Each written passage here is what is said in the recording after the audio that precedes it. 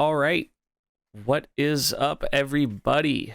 We are back after our little rest week off for what? I think we're on 23 now, episode 23, Fighting Fit. Something like Oh, I should probably update the stream title. That might be a decent idea. If you can't tell already, we're doing it live. We're doing it live. Fighting Hit 23.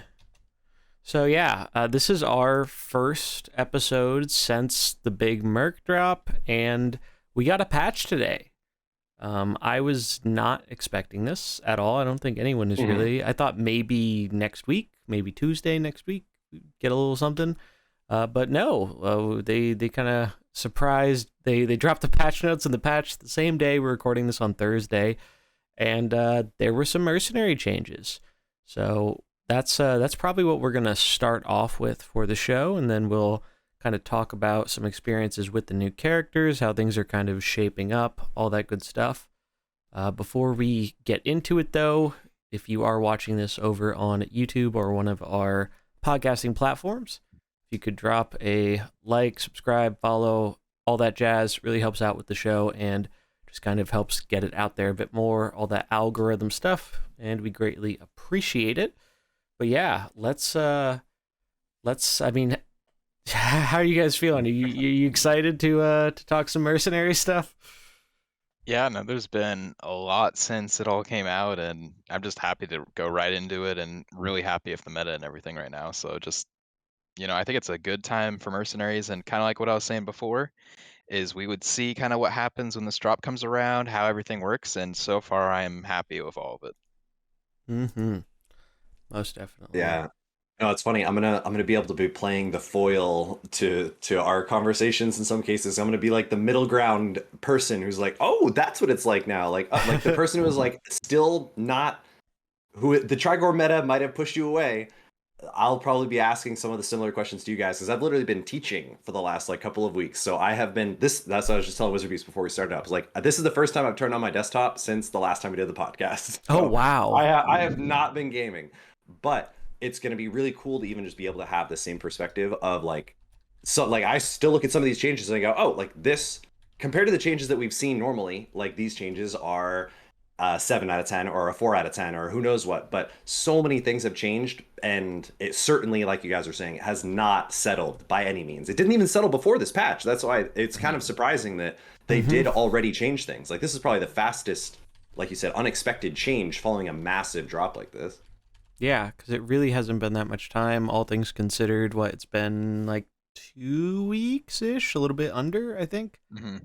So really not like much time at all. I did not necessarily expect any changes. I mean, I was hoping a little bit for nerf stuff, but honestly, in my experience, and we'll get into this a little bit later on, like even though I think for the long-term health of the game, it's still not a bad idea to tone down a few characters, I haven't really been having too much of an issue with them even before the patch we got today. Like compared to last patch, it is a night and day thing. Like it's not even remotely comparable. It's just it's so different. And to the to the Trigor world. Yes. And don't get me wrong, Trigor still exists. He is still a very powerful character. But it feels like decisions matter more again, whereas they really felt like they did not matter last meta, in my opinion. And that's why, I mean, I was still producing content and all this stuff, but I stepped away from PvP for the most part, for the better part of a month and a half. I played the least amount of PvP I have played in Mercenaries since launch. I couldn't do it. I couldn't stand it. It drove me up a wall. It felt like this is the way I've been telling people about it, and they've been saying that the feeling kind of resonated with them too, is I felt like I was watching somebody else play the game rather than actually playing the game, because it just didn't feel like the decisions I was making mattered very much. And it couldn't be further from the opposite right now. There are so many different comps, and there are so many decisions that matter, that is what I really like about Mercenaries PvP. and it feels like there might be more of that now than ever. So that's just really really great improvement. It's just it's so different. There is not enough time in the day to try out all the different comps that I want to play and experiment with. And would you say that's basically directly a result of the buffs and nerfs now, or more so the 17 character drop like that? Or because like we said, we only saw what have you seen like half of the mercenaries that dropped? Would you say like with competitive regularity? I would say so. I'd say most of the mercenaries we got are playable. That was kind of one of the big things. Was I felt like I think there were a lot of people before it hit who were looking at the characters and were like, how does this kind of fix the problem we have with Trigor and Valera and Localar and whatnot? Most notably Trigor, but still. And I think from the start, I was like, you know what?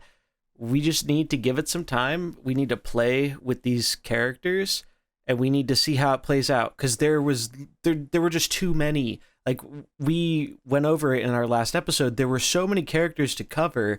It's just like I couldn't even process all that information, like, because we've never had that many mercenaries drop at once.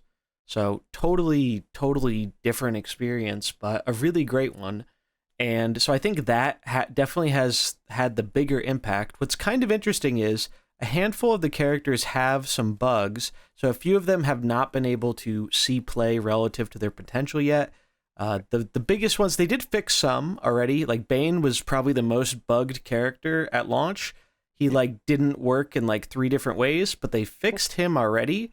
And now he is one of the strongest characters of the drop, in my opinion. And that's with, I think his skill 3 still has a bug with the death blow. And he's still one of the best characters. But there is, Maev and Bran are probably the 2 that are the most bugged right now, to where I think it's preventing them from seeing play. Maev, her Imprison isn't working on enemies in PvP. Like, it just is. It sends him to the bench, but it doesn't do the cooldown thing like it's supposed to. And then Bran, there's a lot of bugs with Bran. Apparently his are a little bit more complicated. We got a little bit of insight. Apparently a lot of the bugs have been fixed, but that is coming in. A lot of those bug fixes are coming in the next major Hearthstone patch, because they don't typically ship major bug fixes in balance patches. They're kind of handled pretty differently. We did get 2 bug fixes I do want to mention real quick in the patch notes today. So they fixed Reno's death rattle, where sometimes it wasn't triggering properly. We also got an animation for his death rattle, which is really cool. So depending on what happens, there's some cool animations there. So really like that. And then the other one, I guess there was some infinite loop with the freezing character. Yes. Did you see how that worked, WizardBeast? I ran into that one time in PvP. So what happens is it's the new Naga that can like freeze your own people or freeze someone else. Well, she has equipment where if you freeze one of your own characters, then she'll randomly freeze an enemy. Well, if the other person had that, when you would freeze them, then their thing would trigger and they would freeze you, and it would be an infinite chain of freezes. And it would basically be who's gonna hit the concede button first, because the turn's never gonna end. Oh, the animation just kept going? It kept going because I would freeze them, then their thing would trigger and they would freeze me, and then even if the whole board was frozen, it would keep going. So thank God they got rid of that bug. I only saw it once. But yeah, it was a little bit annoying when I was like sitting in turn for 5 minutes. I'm like, I really want this to win. It's going to give me the chest for the coins.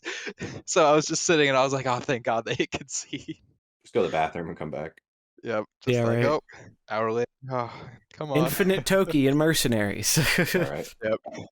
Yeah, so they did fix that. Those were kind of like, I guess, considered more like emergency hotfixes, and they were able to kind of slip them into this, which is good. Which was very good. So happy to see that.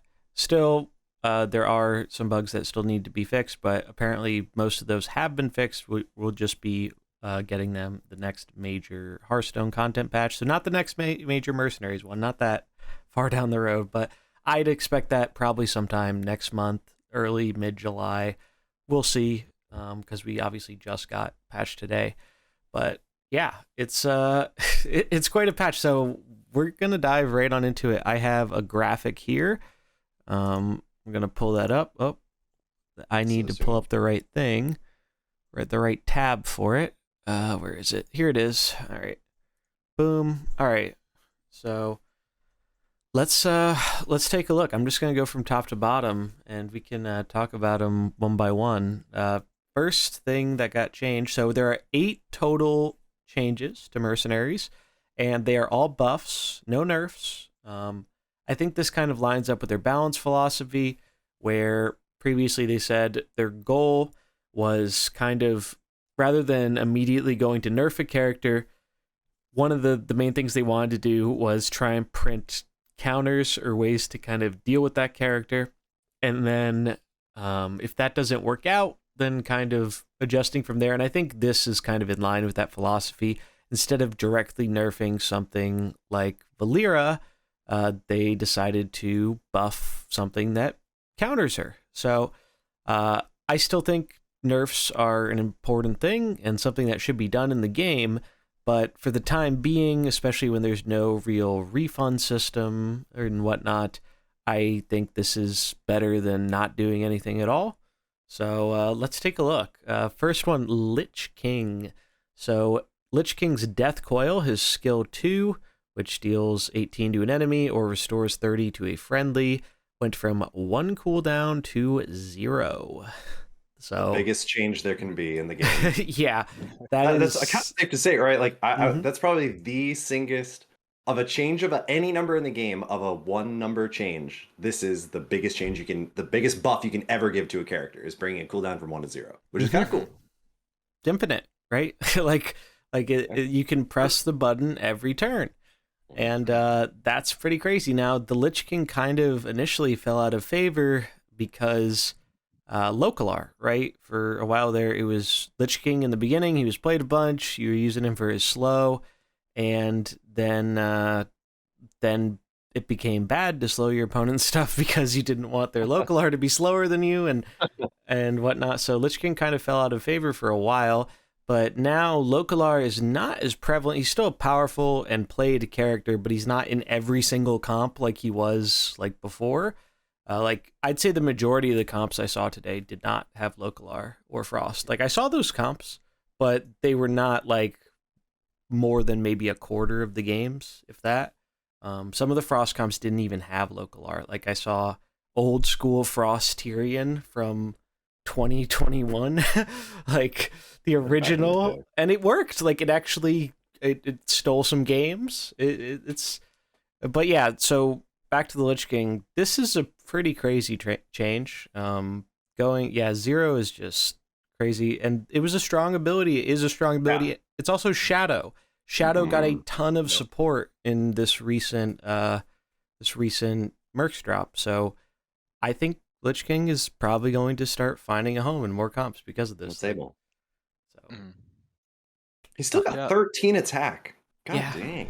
That's a heavy attack for a protector. He's just huge. Literally, even just looking at all the other characters really quickly that got buffed or nerfed, like he has at least 2 higher attack than every single other character on this list. Like he is juicy for no reason. And the slow, I think, is better now. I think because of less Localar and whatnot, I think his slow is back to being good again. So I think this is good. I mean, is Lich King going to go in every comp now? No, probably not. But is he going to see more play? I think so. And that's a good direction to go in, I think, because he's a really cool character, and I'm happy to see more of him. Yeah. And the cool thing I kind of like about him, too, is also kind of with these changes in general that I noticed is a lot of the changes to the ability kind of correspond to equipment that was not being used as much for the character. Like the Lich King's equipment for the Death Coil one was never used, where it was every time you use Death Coil, heal yourself for 10. Well, if your equipment's only healing yourself for 10 basically every 2 turns, that doesn't do too much. But now if you're spamming Death Coil, he's healing himself for 10 on additional of whatever he's doing, you know? So it's kind of like making that equipment better also. So more people might kind of try out things like that. So I think it's cool how it's kind of like a double buff in a way. It's like, hey, the ability's a lot better, but now also the equipment that no one ever used, now we're going to try it and see how it works. So I think it's kind of cool how they like double targeted some of these things. I do like that. We've talked a lot about how like so many equipment, especially some of the release mercs and like launch mercs, and Mm-hmm. Lich King was one of the famous release mercs because it was part of the OG bundle. Yep. So many of their equipment were just like actually stone unplayable, Mm-hmm. and to They be had able to one good make the equipment, right? Task 7. yeah, and it's right, yeah, but especially back then when it was like gated behind the game even telling you that it was the good one. But that was one of the things that really truly sold me on Mercs way at the beginning was the fact that each of the equipment literally corresponded to like a different spec for that character. Mm-hmm. And in that kind of WoW style, like your paladin can be ret, prot, or holy, that you can actually have like a different item for a different deck. And when that wasn't available, it really hurt just your options. Obviously, now we have a lot more options to work with, but love seeing some of these incidental buffs. And I didn't think about that, Wizard of for let's see if all of the equipment Yeah. it does it continue down the Mhm. line of were underplayed equipment the targets of buffs here. I at least Alexstrasza was. Yeah, that's a Yep. good segue. Let's take a look at Alex. So, Alexstrasza here, our first dragon of the bunch. I believe these are ordered in terms of color. I'll have a link in the description if you're listening to the audio version and not the video version, so you can check it out and follow along. Shout out to well, I'll have the link in the description. But someone put together this nice visual thing that we're making use of, and it is very greatly appreciated because I like having visual stuff, visual person. I find it's just much easier to look at and talk about and whatnot rather than just reading the text and the patch thing. So yeah, Alexstrasza got a change that I think kind of anyone who has ever played Alexstrasza has wanted, especially if you're doing Alexstrasza task, I think 16 or 17, that requires using it a bunch of times, getting kills with it a bunch of times. And that has Dragon Queen's Gambit going from 2 cooldown to 1 cooldown. So that's her third ability, and it says 5 speed, fire, deal damage to an enemy equal to their attack. This is a pretty significant buff.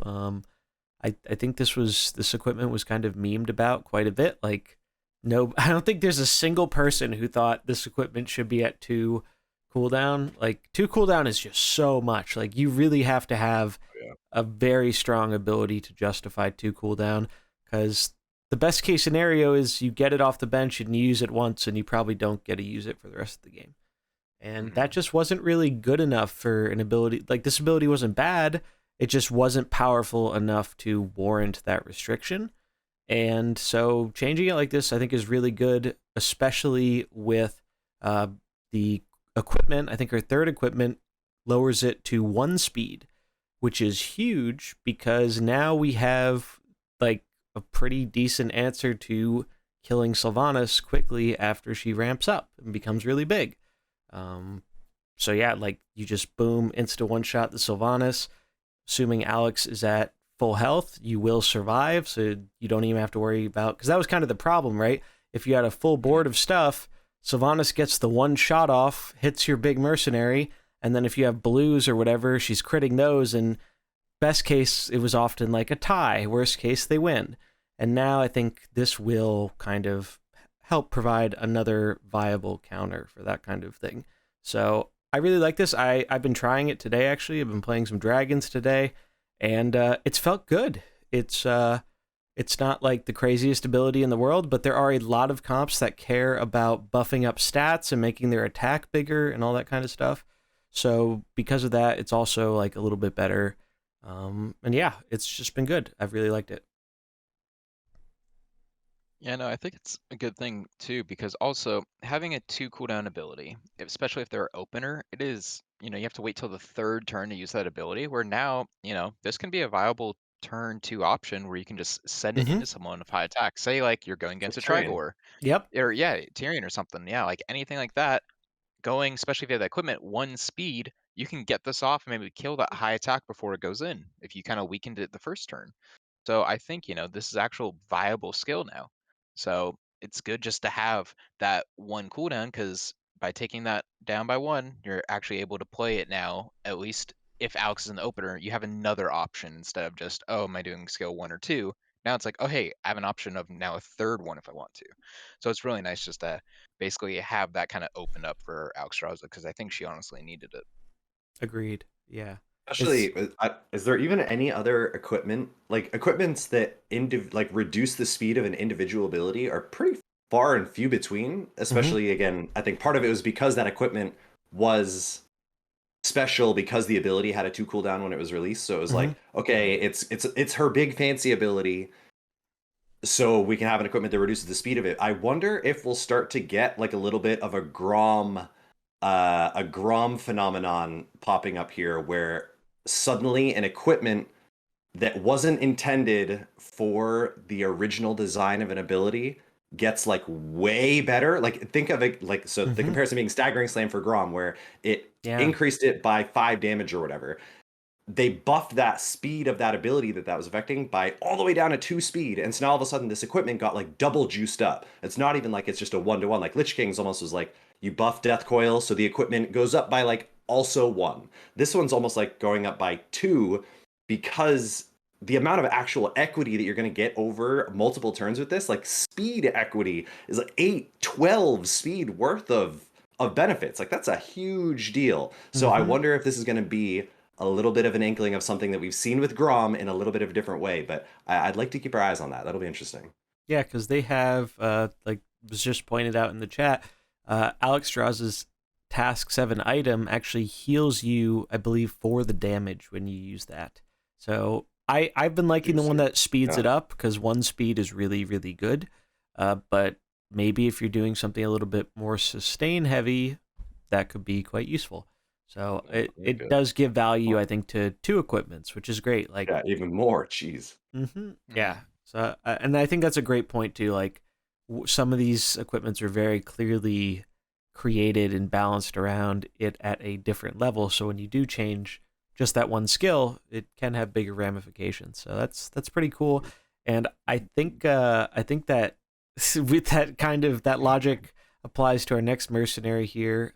Yep. You guys want to move on to probably the most significant buff of the bunch? Oh, I'm ready for this one. All right. Yeah, all right. So this one, far and away, the biggest and most impactful change of the buffs, Yulon. So Yulon was already a great character, absolutely core in dragons, saw play in some other builds too, but this is another 1-0 cooldown. So Jade Flame Buffet, uh, what's it? One. It used to be one cooldown, one speed. Block, taunt, and stealth on all other characters for 2 turns. Give your characters plus 10 health, and it is a fire ability. Now, all that stuff is the same, except it is 0 cooldown. So you can do this Hmm. on turn 1, and you can do this every single turn. And it is insane. Yeah, I love it. Yeah, So you yeah, want to talk about the fire comp, WizardBeast? I know you've been putting him to work. yeah. Yeah, so just a quick couple of things I just want to point out. So again, following like the equipment thing, the one equipment that was never used was for this ability where instead of plus 10, it's plus 15. The other one that was used was always dragons take 4 less damage, Mm-hmm. or if you ran it with nature, just gaining more nature damage. So now again, another equipment that wasn't used too much is now can be very good because instead of just plus 5 more every time you use the ability, every 2 turns, that plus 5 now, where you're using on every turn is becomes plus 15 on top of everything else. So it's really strong. And also now, this is the direct Valyria counter because you can do this turn 1 and she can't gain stealth anymore. Mm-hmm. So you don't have to wait like, oh, okay, she got stealth turn 1, turn 2, okay, I'm gonna do this. Finally, I broke her stealth at 1 speed, which sometimes she would be at 0 speed, so it didn't even matter. Where this now Mm-hmm. just stops it. You don't have to worry about anything, any flips or anything. This just stops at turn 1 and turn 2, and you're good to go. But Yeah. yeah, I've been loving fire build with this because fire, having this is a fire ability. So one, it's a trigger for fire for any fire combos, which there are a ton of combos in fire. And two, fire always struggled with survivability. There wasn't really any like good healing besides Chi-Ji, but it kind of, would take a while to ramp up and everyone kind of had lower health pools. Like Ragnaros only had 69 life as a protector. I think it's the lowest health protector in the game, Mm-hmm. I if I'm not mistaken. think you're right. Yeah. So basically, it was mandatory to take the plus 20 life on him. But now with this, you can gain at 1 speed plus 15 life if you have the equipment, which that's only 5 life off his other equipment, so you don't really need that anymore. Might as well go the fire damage, which then would combo well with Geddon. So for the opener, you go Yulon, Geddon, and Ragnaros. Yulon basically makes your two strong people of Ragnaros and Geddon stay alive, and then Geddon just huge AoE. Rag can target down any green or even do a big at 10 speed basically do is like repeating fireball if he gets the kills. So it's really good just for at least an opener now of having a good person to protect your fire comp and kind of keep them alive. So it's actually made fire comp very strong. And then for backline, I use like a Diablo, Belinda with fire elemental, which also benefits off of this because now your elemental is going to gain 15 life right as it comes out. So it's basically a 530 elemental, I really like which that. yeah, which is not easy to kill. And hey, if they don't kill this, it's giving fire weakness and another fire ability. So it's like they actually have to kind of focus down the summon or it's going to run out of control. And then you wouldn't guess it, but Antonidas as the carry for the fire backline, which, Unreal. yeah, to see him come out has been like a dream come true. So he just having that firestorm equipment where you basically do 2 fireballs instead of 1 for every fire ability earlier. Every character basically they have in the comp has a fire ability. So you're always going to have 2 triggers before it. So it's at least 6 fireballs. And if you do have that elemental, that's also another trigger. So that becomes 8 fireballs that you're shooting. And that's not counting any fire weakness that you have on, any fire damage from Belita stacked, or any crit that you could have Diablo with Apox. So yeah, I've been doing really good with the comp. I'm 19-4 now with the comp. So Jesus. Pretty yeah, it's good. been doing really well. Pretty Yeah, and good. I posted on Twitter. It's actually been lighting up in the last like 20 minutes. I've already had like 20 people like retweeting it and liking it and everything. So it's been kind of Awesome. spreading out there already. Oh But yeah. yeah, no, it's been my favorite change out of this for sure. So you know who to blame if you're running into the fire comp on ladder. Yeah, nuts change like this. I tried some dragons with it today. Crazy, really good. I was doing the double green Sinestra Nefarian with Yulon. It is still weak to some of the Trigor builds because just double greens in general have a hard time with the amount of damage that pumps out. But Trigor is not in every comp anymore.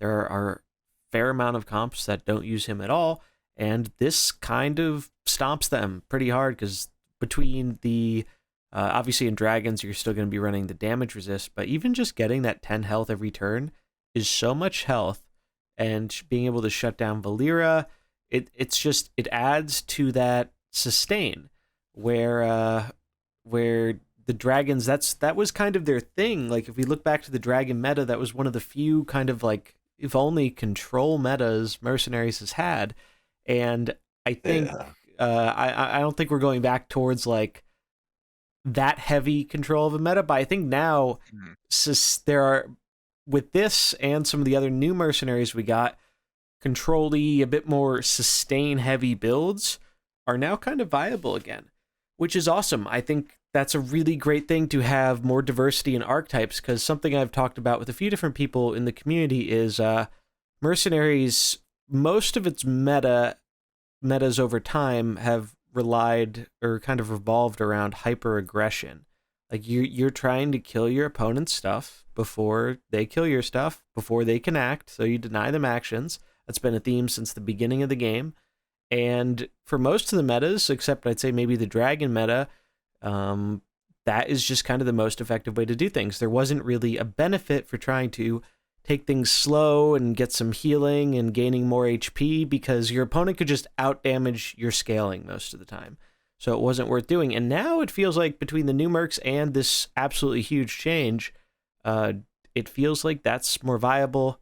And the biggest thing, this is the clearest just FU to Valera that we really could have ever seen without actually directly nerfing the character. Like I think this ability was always created as a way to help deal with that, but it just didn't do so very effectively at one cooldown because you couldn't do it on turn 1. And by the time you had it active, it was turn 2. Valeera was already in stealth. She got herself down to 0, and 0 is faster than 1. And it just, even turning it off, it only lasts for 2 turns. One of those turns is the turn you use it. So it didn't, and she gets the stealth back once it wears off, and it just didn't work out, I think, like they initially intended it to. And we never really expected I remember when Yulon first came out, we were like, Jade Flame, this ability is just not, it's supposed to be for Valeera, and it's literally just not good enough. And we talked about like, oh, even if it went to 0, like it might still not be good enough. But I literally don't even think we thought about taking away the cooldown. That's not something we jumped to. I kind of wish we had, I guess. But yeah, it's pretty cool to see that it's actually like working as intended now. And like you were saying, also like a cool cheap option to be able to build a control deck almost out of anything now. Like you can just put a Yulon into a deck with 2 other mercenaries and like begin to simulate playing a control deck. And that's actually really cool. Like you said, all of like the early metas were like Shadow Smurrow into Valeera stuff, into a little like the Dragon era became a little bit more controlling when there was a lot more Local and Frost stuff, and then now maybe hopefully a more balanced meta. I was gonna say, do you think that this starts to threaten too slow of a meta? Like if everyone starts jamming Yulon, is that a problem? Are our life totals going to get too big? Is that worse than too fast? There is fatigue now in the game, right? So is that going to naturally help counter these like too slow control decks? I think so. I'm not sure, but I think so. I've played a bunch with this, and even in the games where things were slower and whatnot, it still is pretty uncommon to hit fatigue. For the most part, it can happen. I have seen it happen, but the damage burst is still so high with a lot of these comps. I don't think it's going to make it the 100% most dominant strategy just to go for that long-term sustain. Because even with this additional health, even with the damage protection against dragons, there are comps that can still just absolutely rip through them.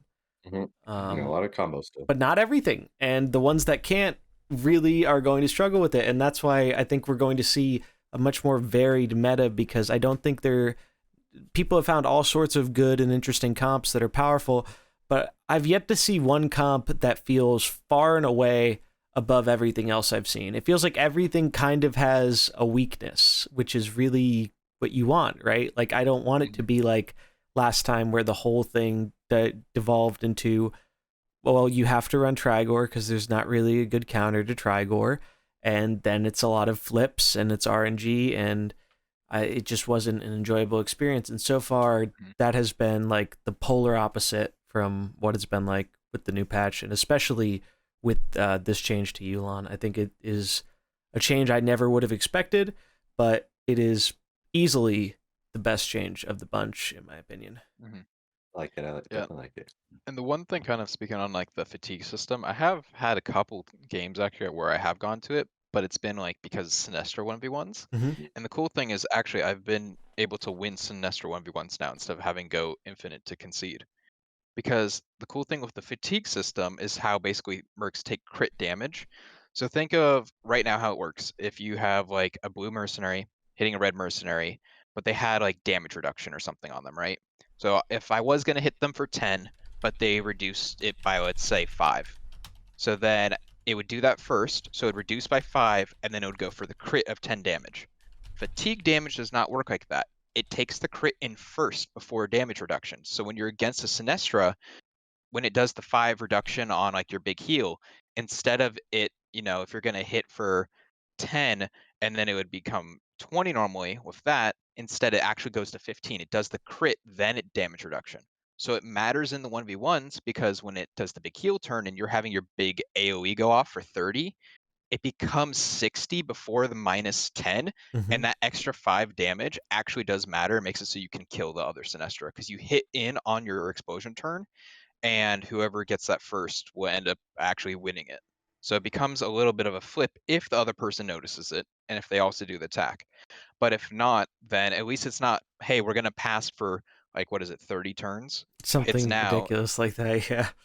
Yeah, so now it's like, hey, we're either going to draw on like turn 11, 12, or whatever, or one of us is just going to win. So it's also nice just to show that the fatigue system actually is working now in matchups like that. Yeah, Yeah, and I hope we get a turn tracker, or I yes, I hope we was get a just turn gonna timer say on the that. dumb Yep. tracker. Yeah, Yeah. because essentially, like what you're saying is that like you still want to be the Sinestra that blows up on the turn the fatigue happens, and then you Mhm. get to like if your 'Cause damage pops off there, then you get to win the it's the quite 1v1. important Yeah. because Sinestra has a unique interaction because her thing pops off at end of turn. So fatigue, how it works is it happens after the 10th turn. You see the little thing pop up like it does in regular Hearthstone where it has a little fatigue symbol, and you know. However, because of the way Sinestra's thing works, because it happens at end of turn, turn 10 ends, the fatigue goes off, and then her thing hits at the end of Yep. turn. So it actually hits as you're going into fatigue. So it is quite important to know, hey, I'm in turn 10.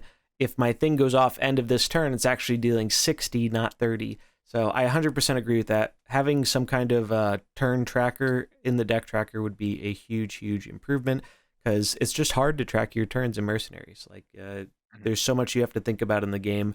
I'm never thinking about what turn is it now. Like, even when it's relevant. And like WizardBeast said, like it really pays to know that because if you get that extra attack in, then you can actually kill their Sinestra. And as we know, most Sinestra players are allergic to attacking. They just don't.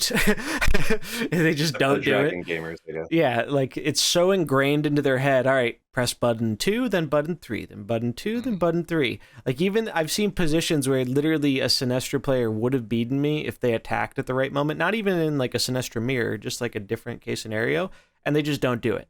Like they just forget the attack button exists, and that can definitely be your benefit. So definitely worth thinking about. But yeah, turn tracker would definitely be a huge improvement to the deck tracker. So I hope we see that. But yeah, like I don't think this is gonna make it as control meta-y as it was when dragons were like the new spice in the top deck. But I think it does really invite more of those sustain archetypes to just have a much better chance at doing that kind of thing, which I think is going to promote a healthier metagame all around. So fantastic change. Love to see it. And it's crazy to me that this was kind of the missing link for Fire, it seems. Like, I don't think anyone could have Best predicted healer in that. the game. Like, it's just... That's all Fire needed. Yeah, like, I forgot this was even a Fire ability. Like, I didn't even know that off the top of my head. So it really just... huge props to this change. If you're not gonna nerf a character like Valyria in the time being, this is probably the next best thing. So we take it. Any last thoughts before we move on to the next one?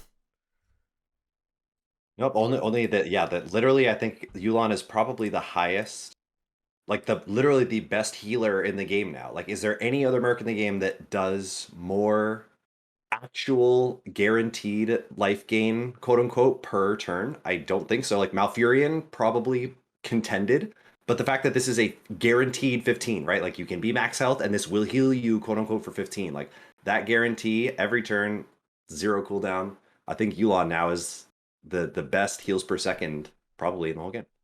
Yeah, Pretty and cool. you can stack it with the other ones too, and that's Yeah, where it gets kind of whatever you crazy. want, yeah. Like, because you start stacking this with Malfurion, who has nature synergy, and one of the new nature units who has insane healing and heal power synergy in Bane, and it gets pretty nuts. It really does get out of hand pretty quickly, where if your opponent doesn't have a select few amount of ways that can kind of burst through that, there's not much they can do. Like to just... like you gotta kind of be prepared. It was almost like when we were seeing so many thrall benches, just because Sinestra was around so much that you needed to kind of respect it. And now I think maybe not on every comp, but you do kind of in the back of your mind have to think about and respect, like, some of these attrition comps will absolutely just demolish things if you don't respect them enough. So awesome change. Really love to see it. We're gonna move on to the next one though. Our this is, I think, our only character who got 2 different changes, I believe. I think all the other ones are just 1 change.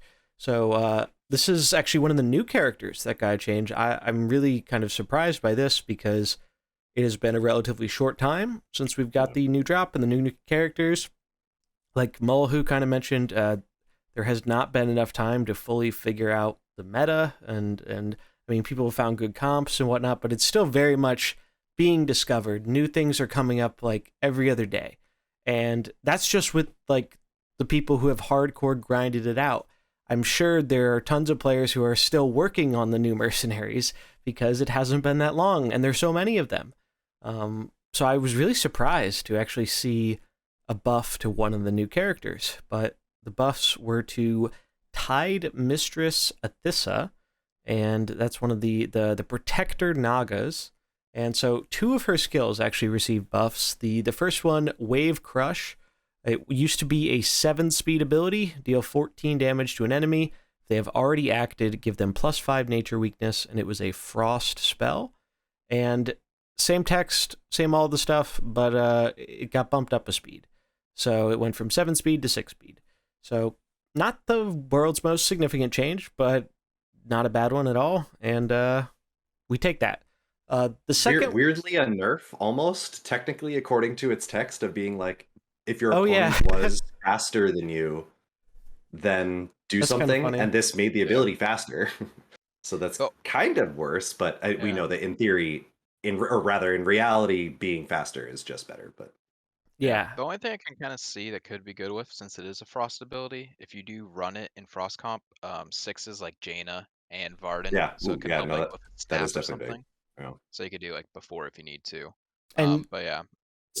And Master Puppet just mentioned this is also so now you can actually get a frost combo with one of the other Nagas. I think that's probably the kind of intended thing, because before, if you're running all the Nagas, there was one that gets a frost combo, but there was no other Naga with a frost ability fast enough to actually combo it. So there was a little bit of like, well, you need to run something else. And since Nagas are a very kind of self-dependent tribe in a lot of ways, or they benefit from other ones quite a bit, I think it makes sense to have this line up a little bit better. So not huge, but like just on that alone, it's definitely a nice change. The second one is probably the bigger change though, and I like this one a lot. So I think it's her second skill here, Riptide. 3 speed. It used to have a 1 cooldown. Deal 10 damage to an enemy. After an enemy attacks this turn, repeat this damage, and it was a nature ability. So you got some synergy with that nature weakness you're giving there. And they changed it from 1 cooldown to 0 cooldown. So another ability that goes from every other turn to every single turn. From the people I've talked to who've tried Nagas a bunch, they said this was pretty much her best ability. So the fact that you can do it every turn, awesome. Very powerful. Happy to see it. I don't think I realized that it was any attacking enemy. I kind of assumed that it was, I don't know why, I'm horrible at reading spoiler text. It came up in Magic all the time. Oh my god. Oh, but yeah. for some reason, I always interpreted this as when that Merc attacks, you would repeat it, but it's not. It's way better than that. Nice. Yeah, it's just good. Especially with a lot of Mercs kind of having like repeating attacks right now too, with the new Old God, and then also Maestra too. Sometimes she'll hit like 2 people when she comes in. Is this multi-proc? Do we know? I haven't played with this. So like if they attack and then another thing attacks, does it trigger more than once? Or is it only just the once? I think it keeps triggering every time an enemy yes, attacks. it does. That's awesome. That's really sweet. Anti-Kazakus tech. Yeah. Oh, yeah. If they don't have the shadow speed up from Vol'jin at 4 speed, or you have your own Malfurion speed up. That is so funny. I didn't even think about that. The golems, because it doesn't care who is attacking. That's really funny. Wow. Yeah, that'd be 30 damage back, and that's without crits. And then you get the 10 on top of it from the initial hit, and 3 speed nature. You can pump it up with some other nature abilities. You can make them take even more if you hit them with that +5 nature weakness. Then you're hitting for 15 a time.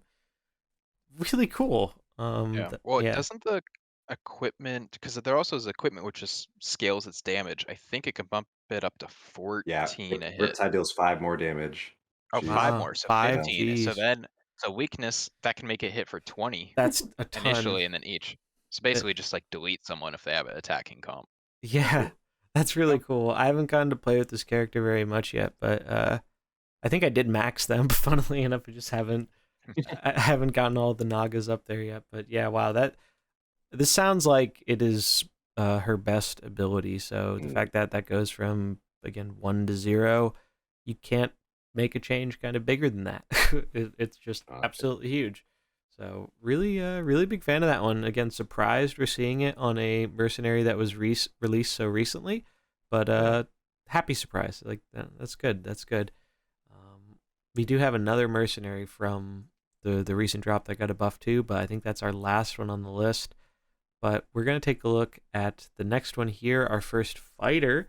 This change is pretty simple, but also not a bad one. Rexxar. So Rexxar hasn't seen too much play. Saw a little bit of play when Trigor first got buffed. People were trying it out, and then eventually they kind of shifted to Kazakus, because Kazakus kind of, a lot of the time, was just doing what Rexxar did, but better, unfortunately.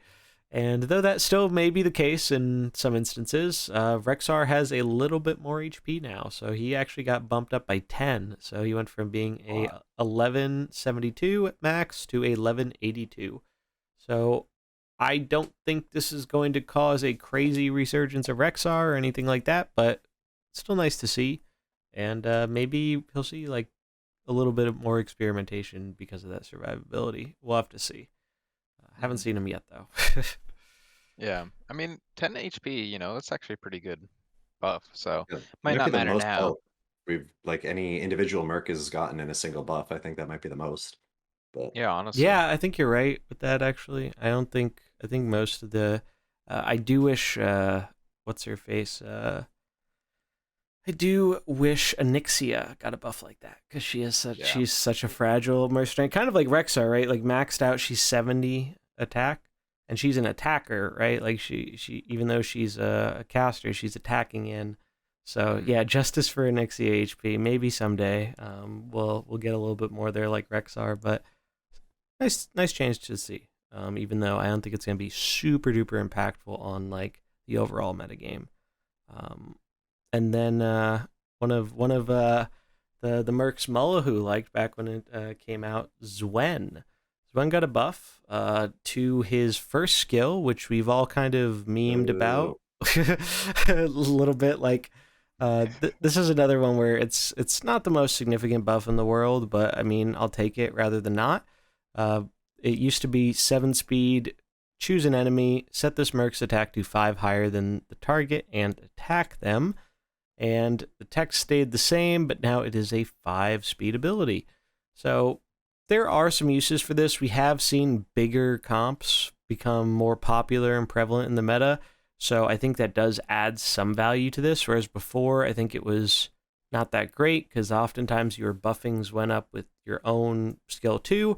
So you were bigger than them anyway. So you didn't really have a reason to press button 1.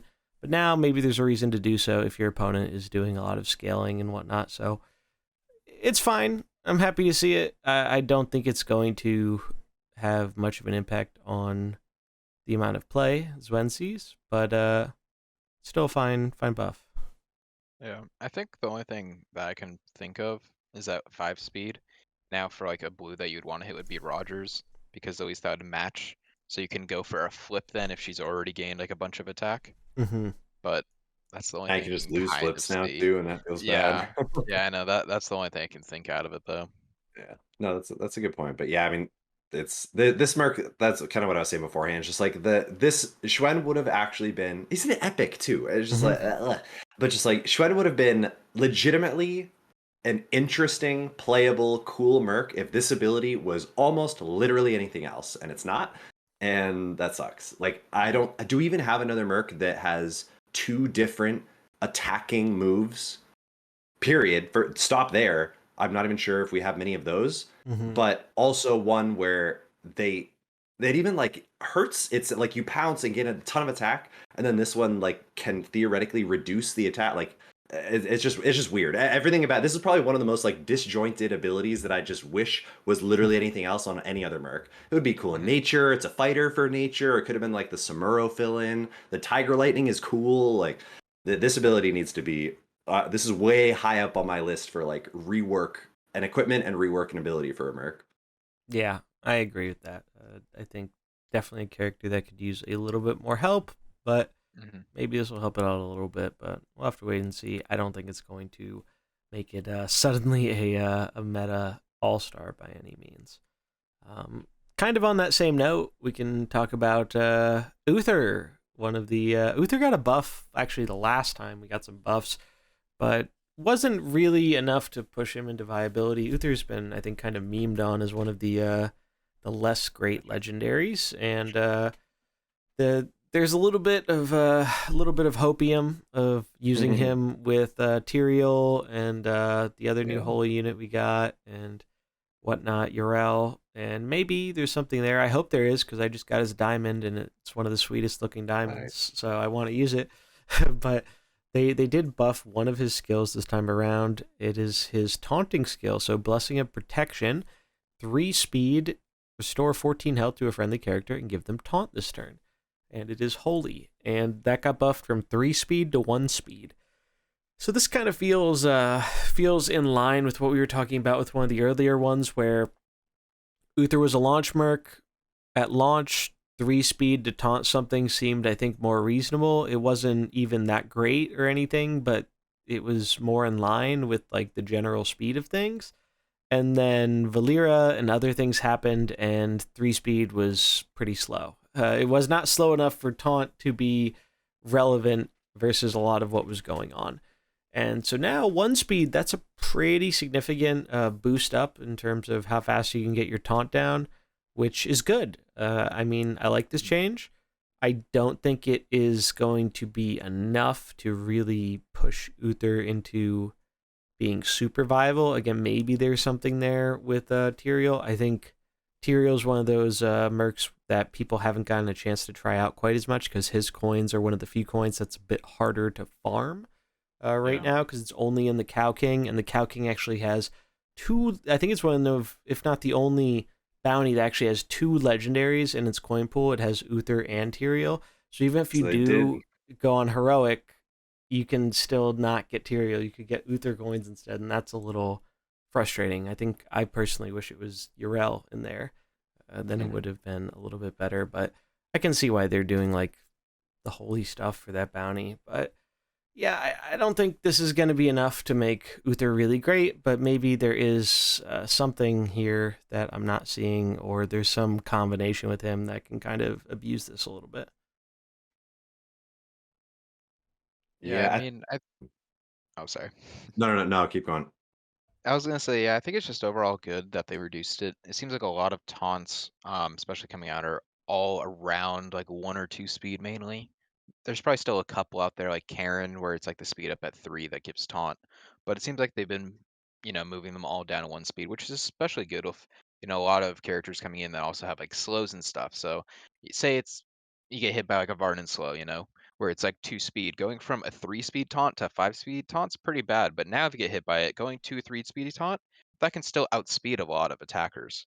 So, I think it's just overall a better buff, and, slowly kind of pushing Holy up there of each little buff. So I think it might eventually kind of get up there, especially seeing like Tyrael and your elk maybe come in. And if Trigor is starting to move out as it has been, which that was the main counter also to like a new Holy lead with double green. So if you get rid of the Trigor, which is like the heavy red, then, it might be a little better.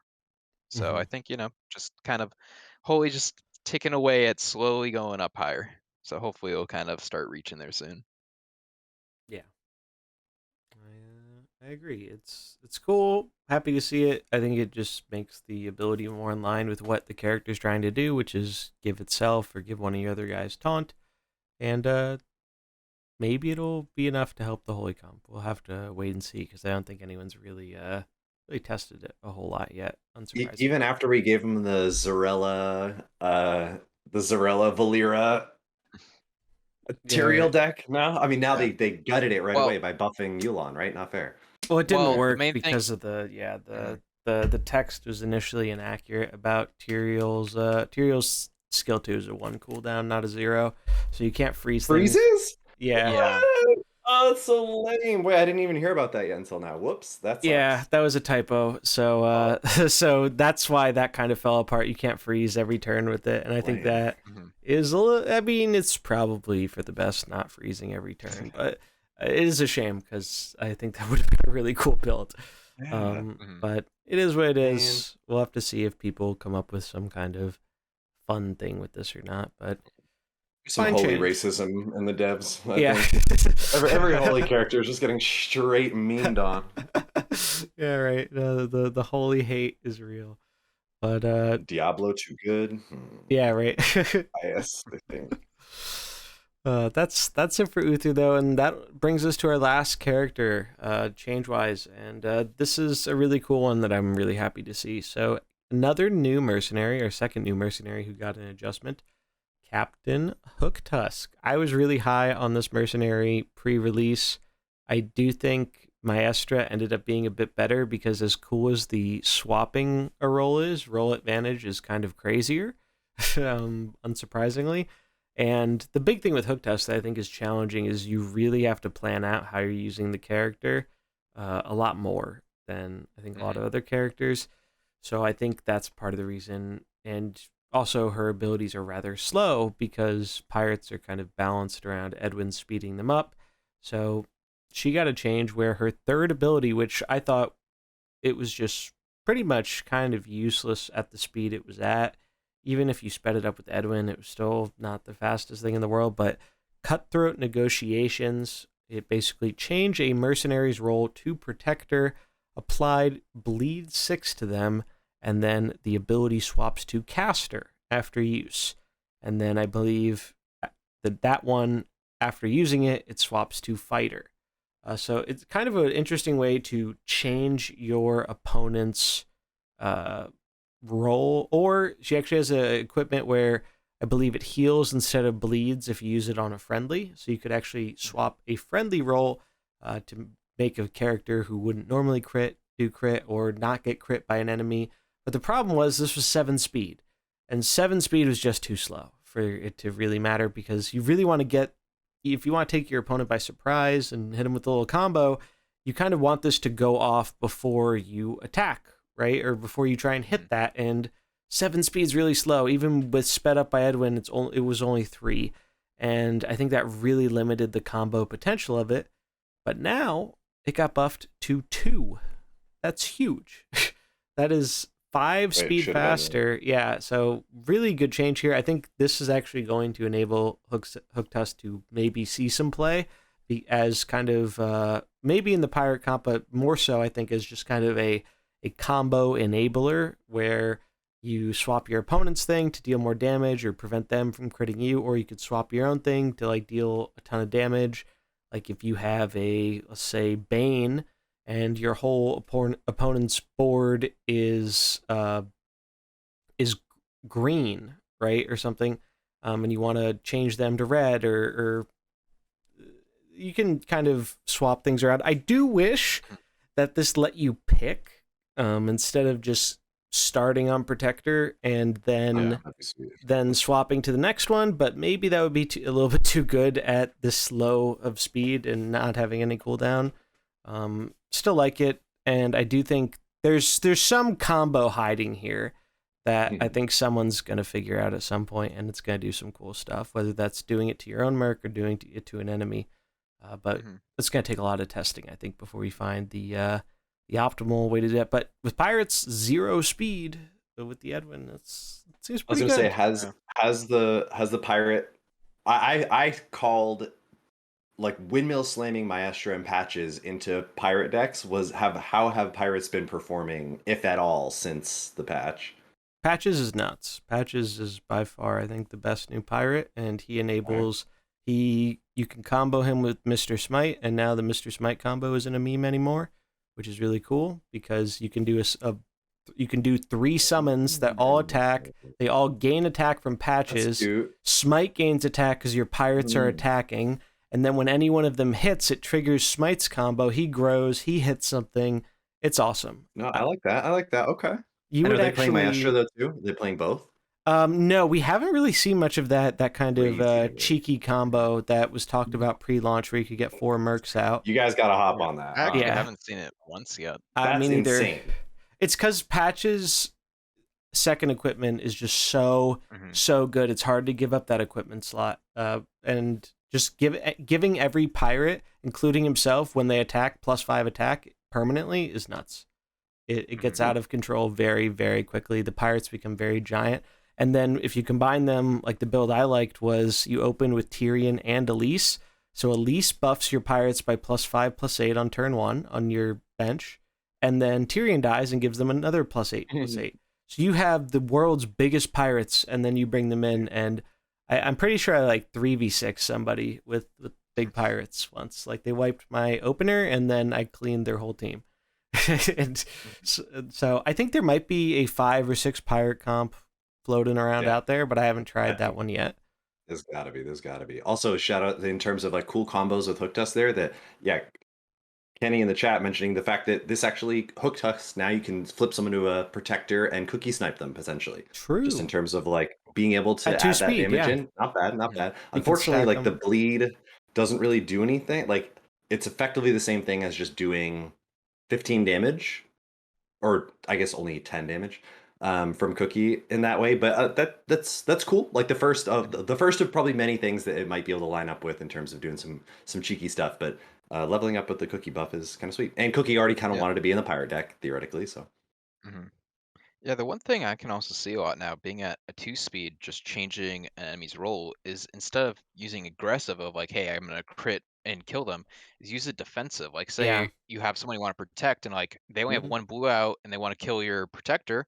Oh, I'm gonna change them to protector now. They don't crit me this turn or any of them now. Hmm. So I can see using it as like a very defensive thing, just like spamming this and be like, hey, I'm never gonna let the person that they want to be able to crit ever happen. I'm just gonna keep changing their roles Hmm. nonstop every turn. Be like, oh, you want to kill this person? Well, you don't have any crits anymore. Oh, you want to swap to this person? Well, I'm gonna change this one so you can't crit again. But So you can just equipment like, heals for 20. That is mhm, so much more than I thought. I thought it was at least I thought it was gonna be Yeah, I like didn't 10 or realize it was 15 at 20. most. That's quite a 20 is bit. ludicrous. And yeah, especially, yeah, like you're saying, WizardBeast, like all you could make a pretty legitimate argument now for Hooktusk being able to see play outside of a pirate deck entirely. Like you Hmm. could just use mhm, you could just use her as like a purely Combo, just a right? Yeah. defensive, effectively healing for what? 30 to 40 on mhm, average, quote unquote, if you're denying a crit and healing for 20. And then multiplying damage that your Merc is theoretically going to do to someone. Like now you line them up to attack a fighter all of a sudden. And so now you're getting double damage because now they are a protector. So you get to not only buff, like not only heal, but buff your damage. yeah, Before using it offensively, you would just heal. I said, instead of now you can actually double it and deal damage as well. I like mhm, that. I yes, like it.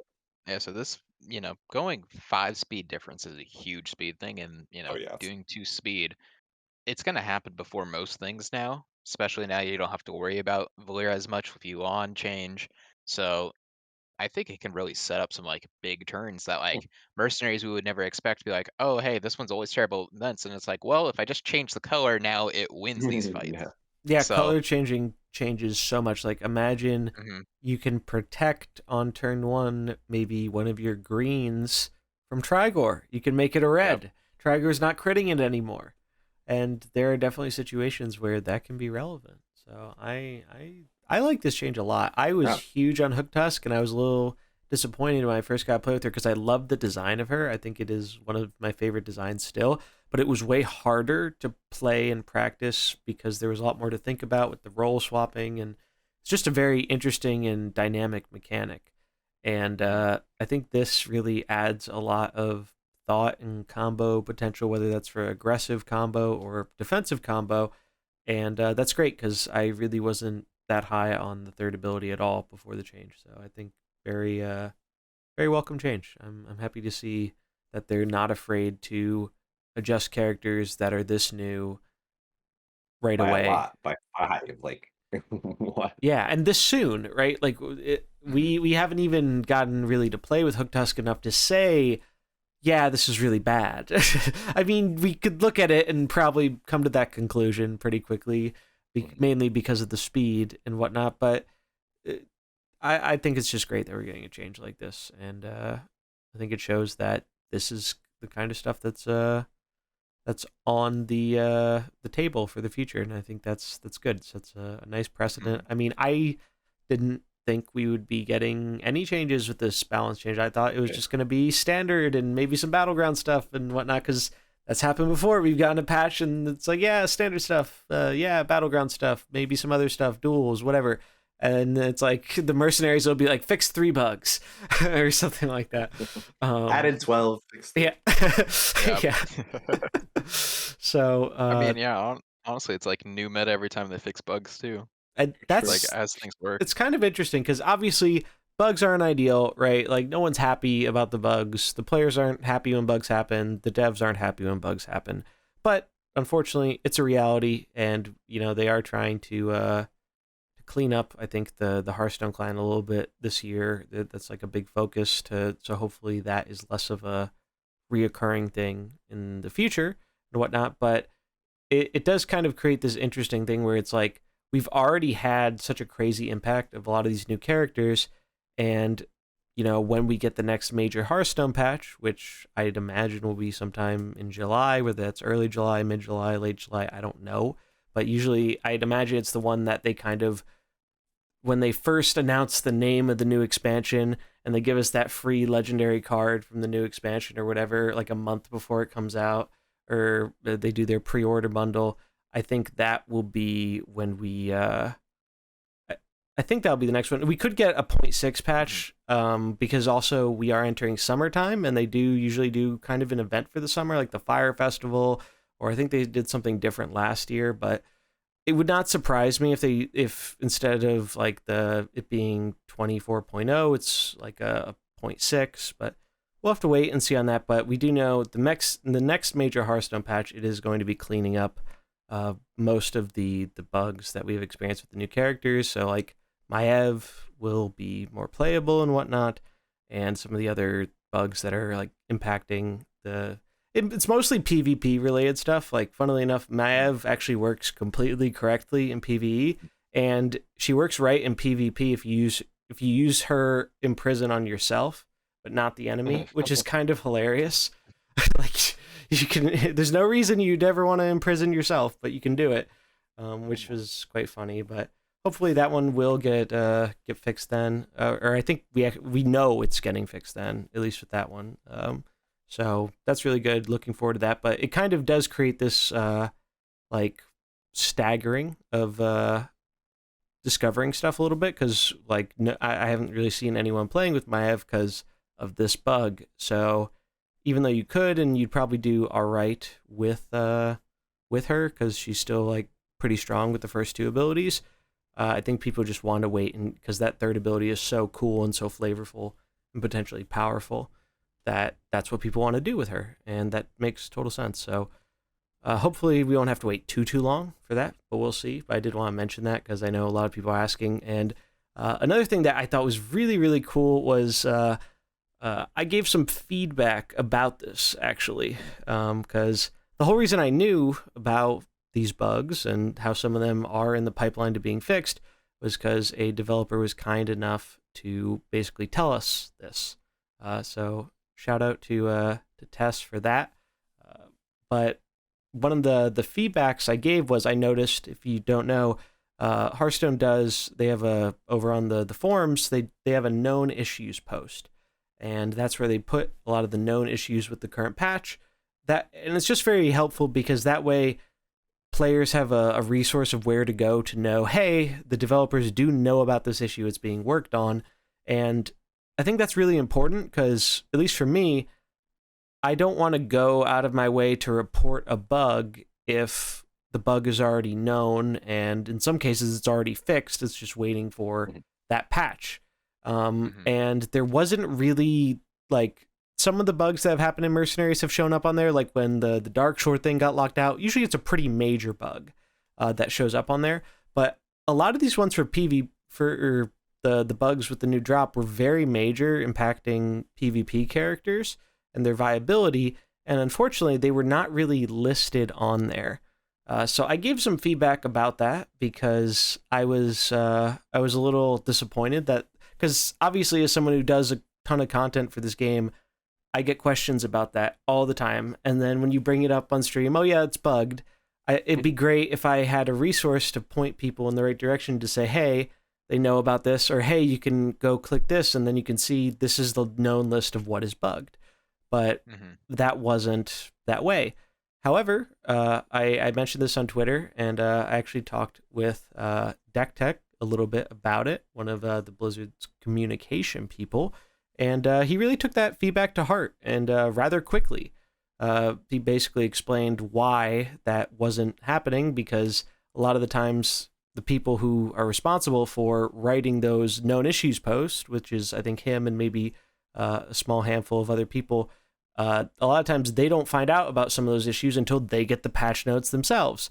But he did talk with the Mercenaries team, and he actually got a bunch of those updated. So now the known issues actually does include pretty much the vast majority of the issues we've run into, which is great. And this happened like really quickly. Like I made the feedback about it, and like a day or two later, like they started doing that. So big shout out to him for taking the constructive feedback and really acting on it rather quickly. It's really I don't know, it just shows that you know, the feedback is They're worth kinda giving. listening.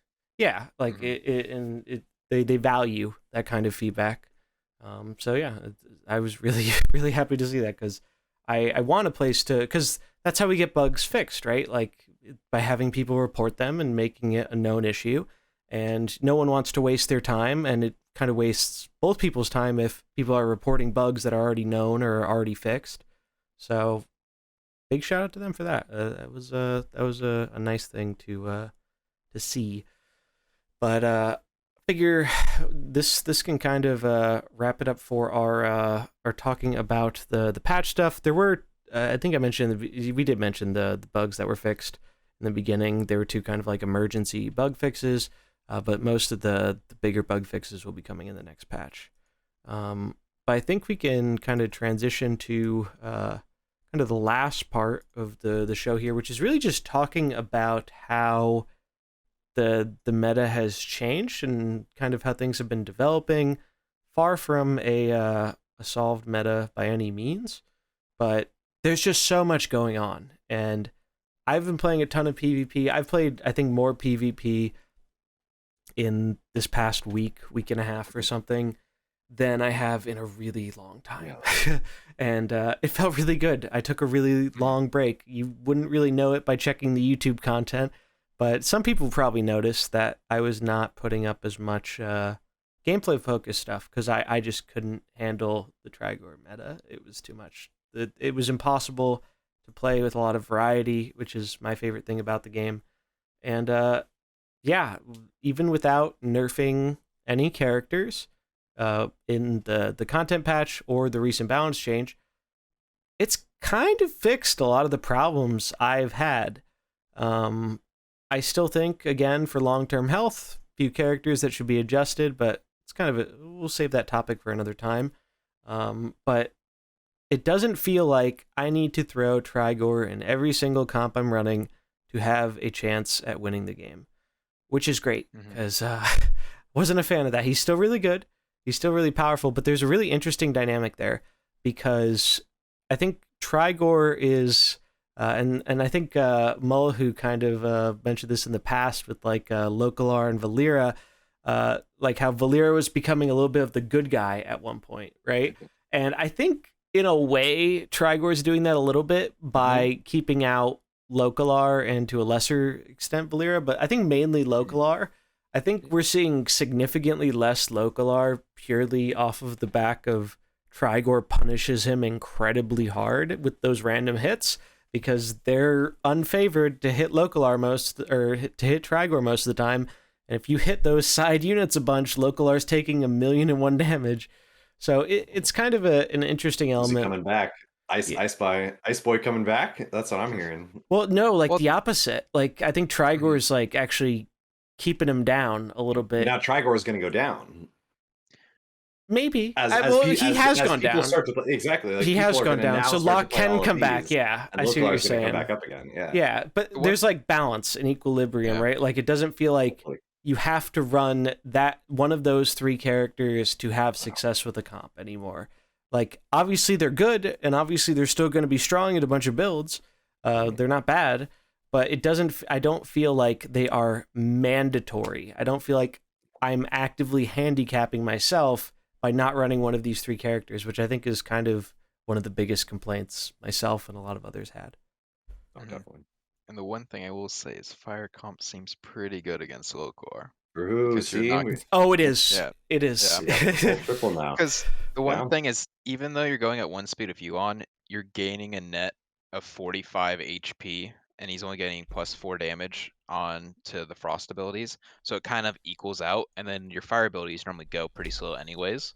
So you don't really have to worry Mhm. about those other ones going. So, and then Geddon just does a ton of damage to reds. So kind of just shreds Local.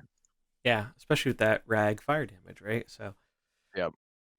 it's pretty sweet, and the characters are making an impact. Like I mean, some are obviously seeing more play than others, but I think I've seen like the vast majority of new characters at least once, if not a handful of times.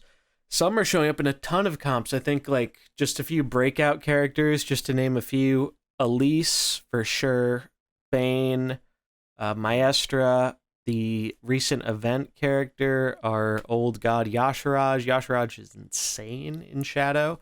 Like Yep. one of the past meta comps that was really popular. I guess this one picked up popularity after I kind of stopped playing the Trigor meta. Nefarian Valera Trigor. You can actually with the Shadow comp, so it is a flip, but it's a favored flip. So you have 2 3s, they only have 1 3. So 66% of the time you win that, and you kill Valera on 1, and then the death blow makes it go off again, and you can hit Nefarian, and then Nefarian dies on 1. And this happens at 3 speeds, so they don't even act. And that's crazy. That's pretty Like gross. but the cool thing about this is that isn't an unbeatable comp. That's not the new Trigor. That's not the new top dog that beats everything. Like, I've beat that comp with a bunch of different comps and strategies, like using Cho to reduce their attack to 0 on turn 1, so they can't, even if they're buffing it up, it's still really small, so they can't deal as much damage. There's just so much kind of back and forth with, like, if you use the tools at your disposal, it feels like you can find something that can derail almost anything if you think about it hard enough. Which is the upside of a trending towards control deck meta rather than trending towards an aggro deck meta, where like before it was all about invalidation, and now, like you were kind of saying, we're getting this like cranium busting meta back, which is like that was the best times in Mercenaries have been when every game was just like head in your hands, like and like for the next like 3, just like that's when Mercenaries is fun, not when you just get one shot or you just like Yep. RNG out of it like right away. Like it's just not worth it. And so it does look like all these changes are yet again stacking up in good ways. Yeah. Yeah, and the one cool thing too is I'm happy is I've seen also quite a bit of a Cho play too coming in. Sweet. Yeah, so he's actually been pretty good too.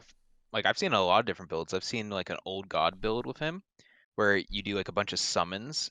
So it kind of combos with N'Zoth because then the summons from N'Zoth also take less damage and your Sarge kind of protects everyone with taunts and stuff.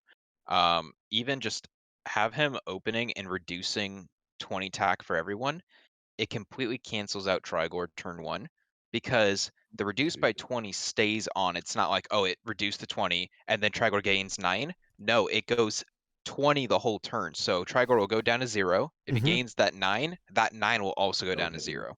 That's Yep. good. There's negative attack essentially. Not actually negative, but like it that's a really important distinction too, because if it only if it only gave -20 and then you can still get it above that, but you have to clear that 20 attack threshold, which is pretty high.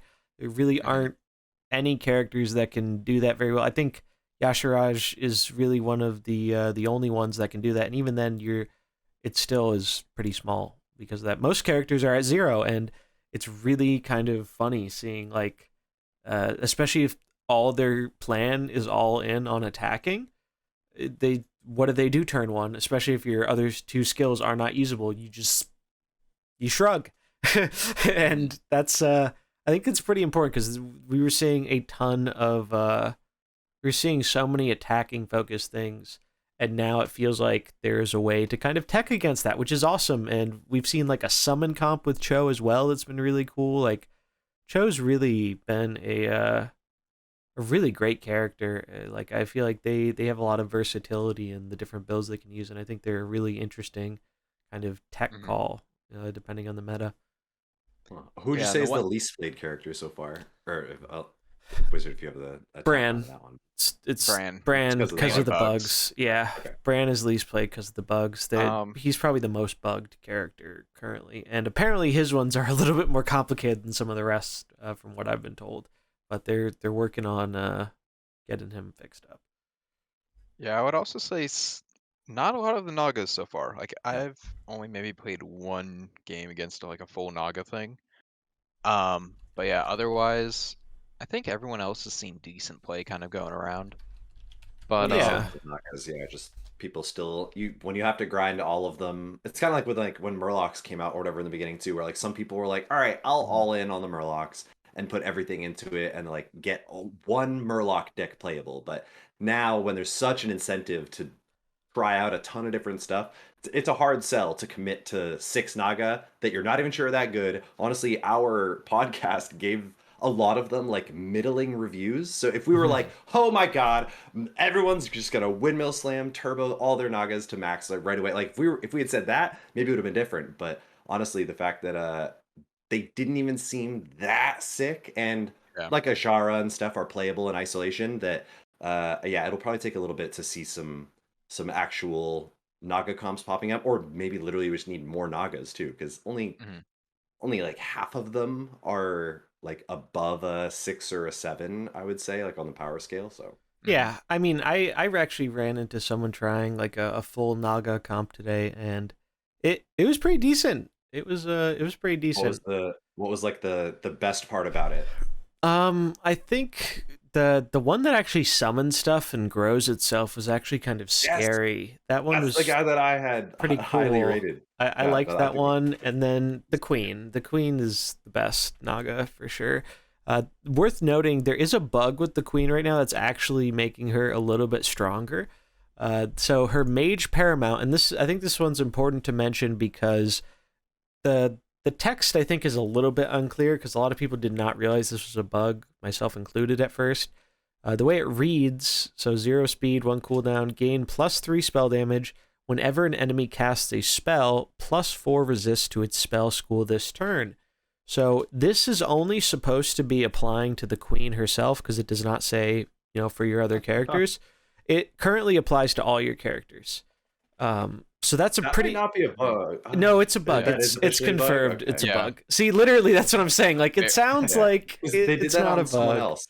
but Was that the Yulon equipment or whatever that, or no, the Longshin equipment where it was like +8 nature resist or whatever. We were like, is that Yeah. for everybody? yeah, But it wasn't. And so there's exactly. also This is the same thing. It doesn't specify your other characters. So, but literally every time I've brought that up, people are like, no, it's not a bug, yeah, right? it's Like, way because Yeah. better. it makes sense. And again, if anyone with the power to change things is listening, leave it. Leave it. Don't It's a change it. strong bug. Yeah. It's strong, and actually I got dumpstered with the fire comp because of this, because fire comp is so reliant on using the same abilities that this actually destroys you in its current form. Like my Geddon AoE did like 3 damage or something because it was the Yeah, last one that's that pretty went strong. off, and so I kind of understand if you're going all in on a thing, it punishes it, but truthfully, in playing the queen, half the time I press this ability, I'm So there we I'm go. pressing it for the spell damage. Half the time I'm not Yeah. pressing it for the resist. So it's still not a bad skill even when that changes. But if it didn't have to change, that'd be cool too. It's very strong though in its current form. So I did want to mention that because I think it's a bug that has surprised a lot of people because the way it reads, it's like, well, I think a lot of people aren't used to the fact that it needs to specify your like Gruul, right? Your characters have fire resistance, or the golden monkey. Your characters, like I know a bunch of people were like, oh, it gives you +15 spell damage with the monkey. No, it gives each of your characters +15 spell damage. So So you have I think 3. that's really where any confusion is from, is that like Mhm. spell damage is for everybody, spell resistance isn't. Like it's That's a it's good our point. fault for thinking that spell resistance is like, there is no precedent for it being for everyone unless it's Yeah. actively quoted, which you were saying, like Because it's a new thing, right? We've never had Spell flat damage, spell yeah. damage. It's always been like your whatever spell is more damage. So since spell damage is applying to everything, I think that also kind of Strict. contributed to the confusion there. But Mhm. worth noting, Queen's still really good, and I think she'll That's still be good without it. I think we Yeah. overrated her respawn equipment though. I think far and away the healing equipment, best equipment on the Queen. The respawn one's not terrible, but it's not as good as I thought it was, and the Naga stat one is not as good as I was hoping it would be. It's kind of a fun meme idea to make like a really giant queen, but I think in reality it doesn't really work that well, unfortunately. It's a lot of stats, but you can almost just like ignore it, and then it doesn't do anything, and it just falls off as you kill everything else, which is Yeah, interesting. because these aren't permanent stats, right? It's a passive, so as the Nagas die, those stats do go away, which is probably for the best, all things considered. But because it's checking your bench. If it wasn't checking your bench, then maybe it's yeah, permanent. yeah. Battle cry at that point, but So that's Okay, been interesting. Yeah, go ahead. Oh, yeah, I was just gonna say, yeah, I think as you were saying, if it wasn't checking bench, it would probably be fine being permanent. But I have seen the respawn equipment be okay when it's against summon comps, because then it's coming back with a lot of life. Mm-hmm. But yeah, otherwise, because it's only getting a little bit of life back, and then if it doesn't even gain that much, like if you killed someone before she even dies, then it's like even less, and then someone might just come off the bench and just like kill her real fast. Mm-hmm. So then it's kind of like bad in a way, because then you even lose getting a Merc in for ability the next turn. If she Yeah. just like dies before she goes, because she does have that one ability at 10 speed. So it's like if that's your only real option, then like the following turn, like to actually do damage or something, it kind of like doesn't work out too well. Mm-hmm. But definitely seeing her in the shadow build, definitely want that basically shadow staff. Kind of just like heal everyone Yeah, up. it's so really good. good. Shadow Life Root staff is it's just nuts. It's very very strong in Shadow. One thing that's really interesting, and I think a character that's being heavily slept on right now, especially with the prevalence of Shadow, is Zajara, the Sea Witch, the character that has. Mhm. And I was pretty high on this ability in our kind of last podcast talking about rating the characters. This is the one where it's like anti-Vol'jin Ring, right? Where it passive shadow abilities are 4 speed slower. I think this one is actually could be a very interesting meta call, because shadow are in a lot of comps. The shadow open is very strong, and then there are ones that kind of have maybe like a Kaz open with like shadow bench, pretty prevalent. So I think slowing down that and then combining the queen in there, who benefits from the slows and whatnot, could be pretty good. Like especially even if you run into like someone else playing their own queen, a lot of the times the opponent has it with Vol'jin, so their queen will be faster, but that's kind of fine for you because you're getting more benefit from being slow. So it's I think that's a character that people are kind of sleeping on right now, especially with the prevalence of a lot of these shadow characters. But they're just so many to level up and choose from, and that's one thing. And I think you'll be happy to hear this, Mullahoo. The new tasks infinitely better than the original tasks. You can literally do them so much faster. They changed it so you don't have to require like damage from the skills anymore. It's just pressing the button. So you can just have it be a level 1 skill. You press the button 5 times, boom. Oh wow. So that's very, very significant. The one, remember how you used to have to find a specific boon? Now it's a spirit healer or any boon. Like these are very significant things that sped it up so much. So it's actually, that's kind of why I've been able to level a lot of these characters as quick as I have to try them out.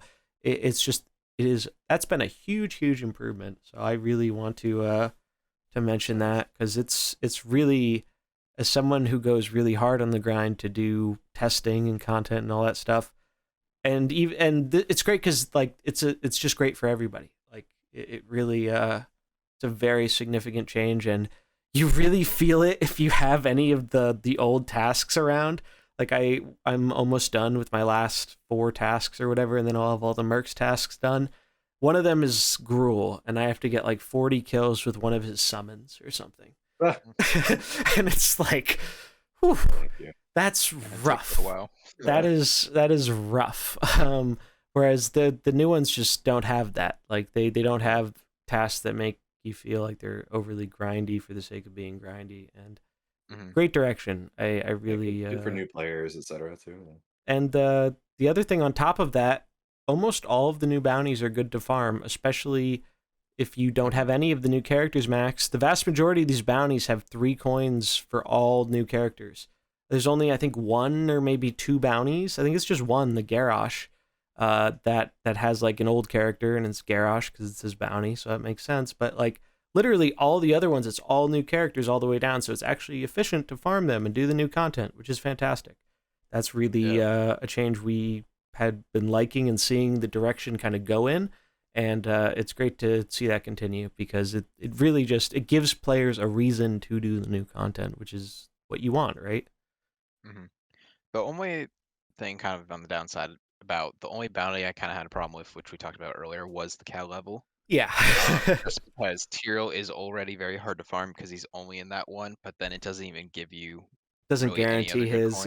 even in Yeah, it on doesn't heroic. guarantee his, and it's only what, it's who is it? It's Uther, Tyrael, and here I can check. I was just looking at it actually. Tyrion. Yeah. So right there, it's 2 old Mercs on top of that, and then it's also a legendary, so you can't even guarantee his.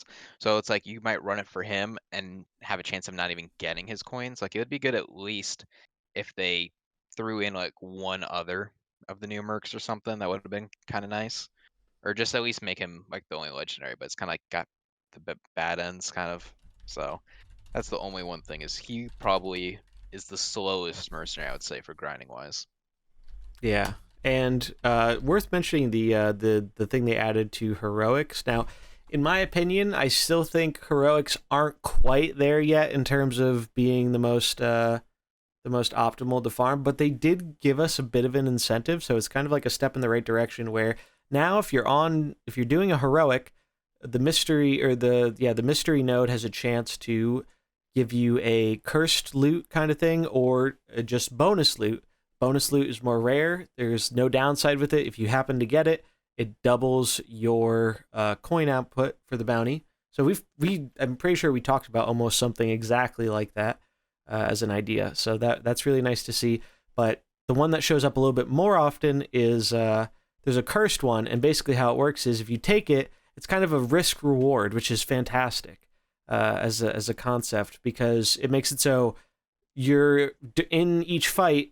During each turn, one of your Merc skills will have basically a debuff where if you use it, you're taking damage for using that skill. But if you beat the bounty, you double up on the rewards chest. And I think that's a really interesting design. The only critique I have about that is I would very much like them to be more common. Right now, I think they're a bit too rare. I think they should be showing up more often than they currently do in Heroic. And other than that, I think just the Heroic is there's still a little bit too much risk there, where you can kind of wipe a run, lose a run, and that really hurts you on time and grinding and whatnot. But one change that did help with all of PvE that I do really want to mention that has been huge, you now always win speed ties in PvE. Mm-hmm. That is actually a way bigger change than I thought it would be. There is a little bug with it where sometimes your abilities don't queue in the right order if you have 2 of the same speed, which is a little weird, but I think that has to do with the fact that obviously a lot of... That one is a bug, yeah. So it's not like a permanent thing, but for now. But even with that, overall, I didn't realize, especially in Heroics, always winning that speed tie actually makes Heroics way more enjoyable. Like, significantly more enjoyable. I can't count the amount of times I've lost a Heroic, not even the boss, like going up to the boss, by losing a speed tie and they accidentally snipe one of my characters right before the boss, and then I'm just like, well, shit. Like there goes my run. Like there's no spirit healers left. And if I won the speed tie, and it's even more tilting if, like in PvP, where you stack your speeds to try and avoid it, and then you still lose it, and it's like, that's really annoying. So that can't happen anymore with speed ties. Really great change. It's one I didn't think would be that big, but it really is. Yeah, the one thing I would like to see, kind of how you were saying, like we're getting closer in the step of basically for like heroics, kind of like the loot, is imagine if it was just like before you started the run, it's like, hey, I could just toggle on, basically make this harder and have like more debuffs on me, but I get bonus loot. Like that would be great then. It's like, hey, because sometimes those like take extra 20 damage, it would kill your mercs, especially having that early on. Because sometimes you don't get that cursed loot until like right at the end. So if you had that on the whole run, I could see them, easily just tagging on like, hey, you could get basically double loot, but you're the whole run you're having this debuff. So I think like that would be right at the like right kind of moment, I would say. Honestly, it's like it would be the perfect of it is a lot harder, but you're getting double the loot if you complete it, and it's like always guaranteed. Because I know there's probably like other games that have things similar. Where it's like, hey, you make this harder and you'll get more rewards. So kind of like how you, in a way, are going from normal to heroic, but it's like a little thing in heroic only, where it's just like, hey, I'll just toggle this on, curse myself, but I'll get double loot at the end. I feel like that kind of would be like the best of both worlds. I Like agree. dual style, like open up with how things are going to change, like from the very beginning in that sense. Yeah. It also just let you That's a good idea. concede faster. Like the fact that you find the cursed reward essentially like deep into the run and then can just whiff it and feel as if you've wasted all of this time essentially. Like that risk is like at like we're saying kind of like it's still not really plus EV enough to even bother going for the risk sometimes because compared to normal. miss, like Yeah. why bother? Yeah, so Because normal is so fast, and normal is better than 1/1 a lot of the time if you need at least 2 out of 3 of the coins. So it's good. I'm happy about that. But yeah, just a little bit more of a reason to, and I love that idea. Just opt in, say, hey, this is going to be harder. I know there's a chance of failure, but that's what I'm signing up for when I'm getting this double reward. And that's the spirit of the idea behind this change. I think it just is one of those things that choosing to opt into it rather than kind of crossing your fingers and hoping you get it is a good way to get more players to do more heroic encounters, which is good. Like you want the players to have a kind of challenge, and I know one of the videos Old Guardian put out recently, the PvE master himself, was mentioning how he wasn't the biggest fan of how in this new content, the vast majority of the bounties, fire just handles it all.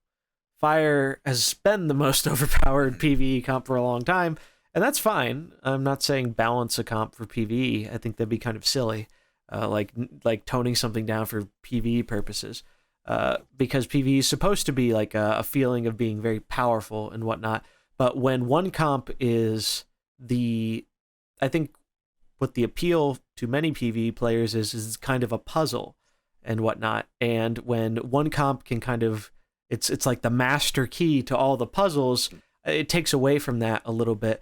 So I think by doing a change like that, maybe it adds more options, or there's a reason to do some different choices and whatnot in these harder ones, rather than just always saying, all right, I need to farm quickly. I throw on fire because it's just fast. It's the fastest, gets it done, kills things one turn. And on top of that, worth mentioning, Doppelgangster. I really hope something changes about that encounter. Oh, yeah, it's silly. Have you heard about that at all, Mullahoo? All right, so it's kind of hilarious. So Doppelgangster, it's not really a problem on normal so much. It's more so on heroic. But Doppelgangster is arguably harder than a lot of bosses on heroic. So they're two greens, and they have a 0 speed ability, and I don't think it's supposed to be 0. Yeah, I don't think it's supposed to be 0. 0 doesn't feel right for it. But on turn 1, 0 speed, they summon, what is it, 1 or 2 copies of themselves? They summon each 2 copies. Yeah. So they go to 6 of them. Yeah.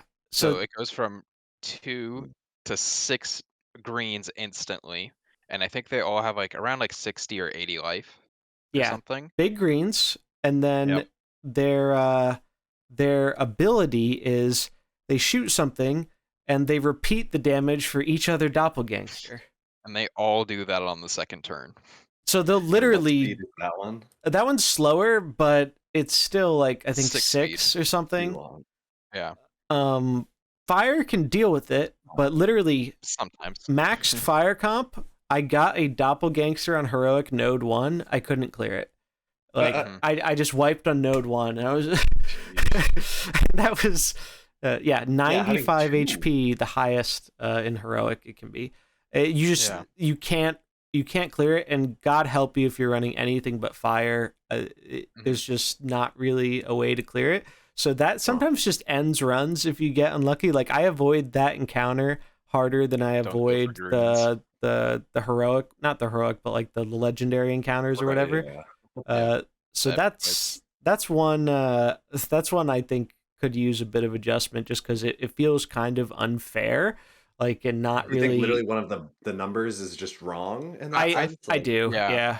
Because how it works is like they copy the exact. It's not like they summon 2 more of them. It's they copy. So if it was 10 speed, you could be able to damage them. And they'll summon weaker copies that you would be able to kill clear next turn. Next turn, yeah.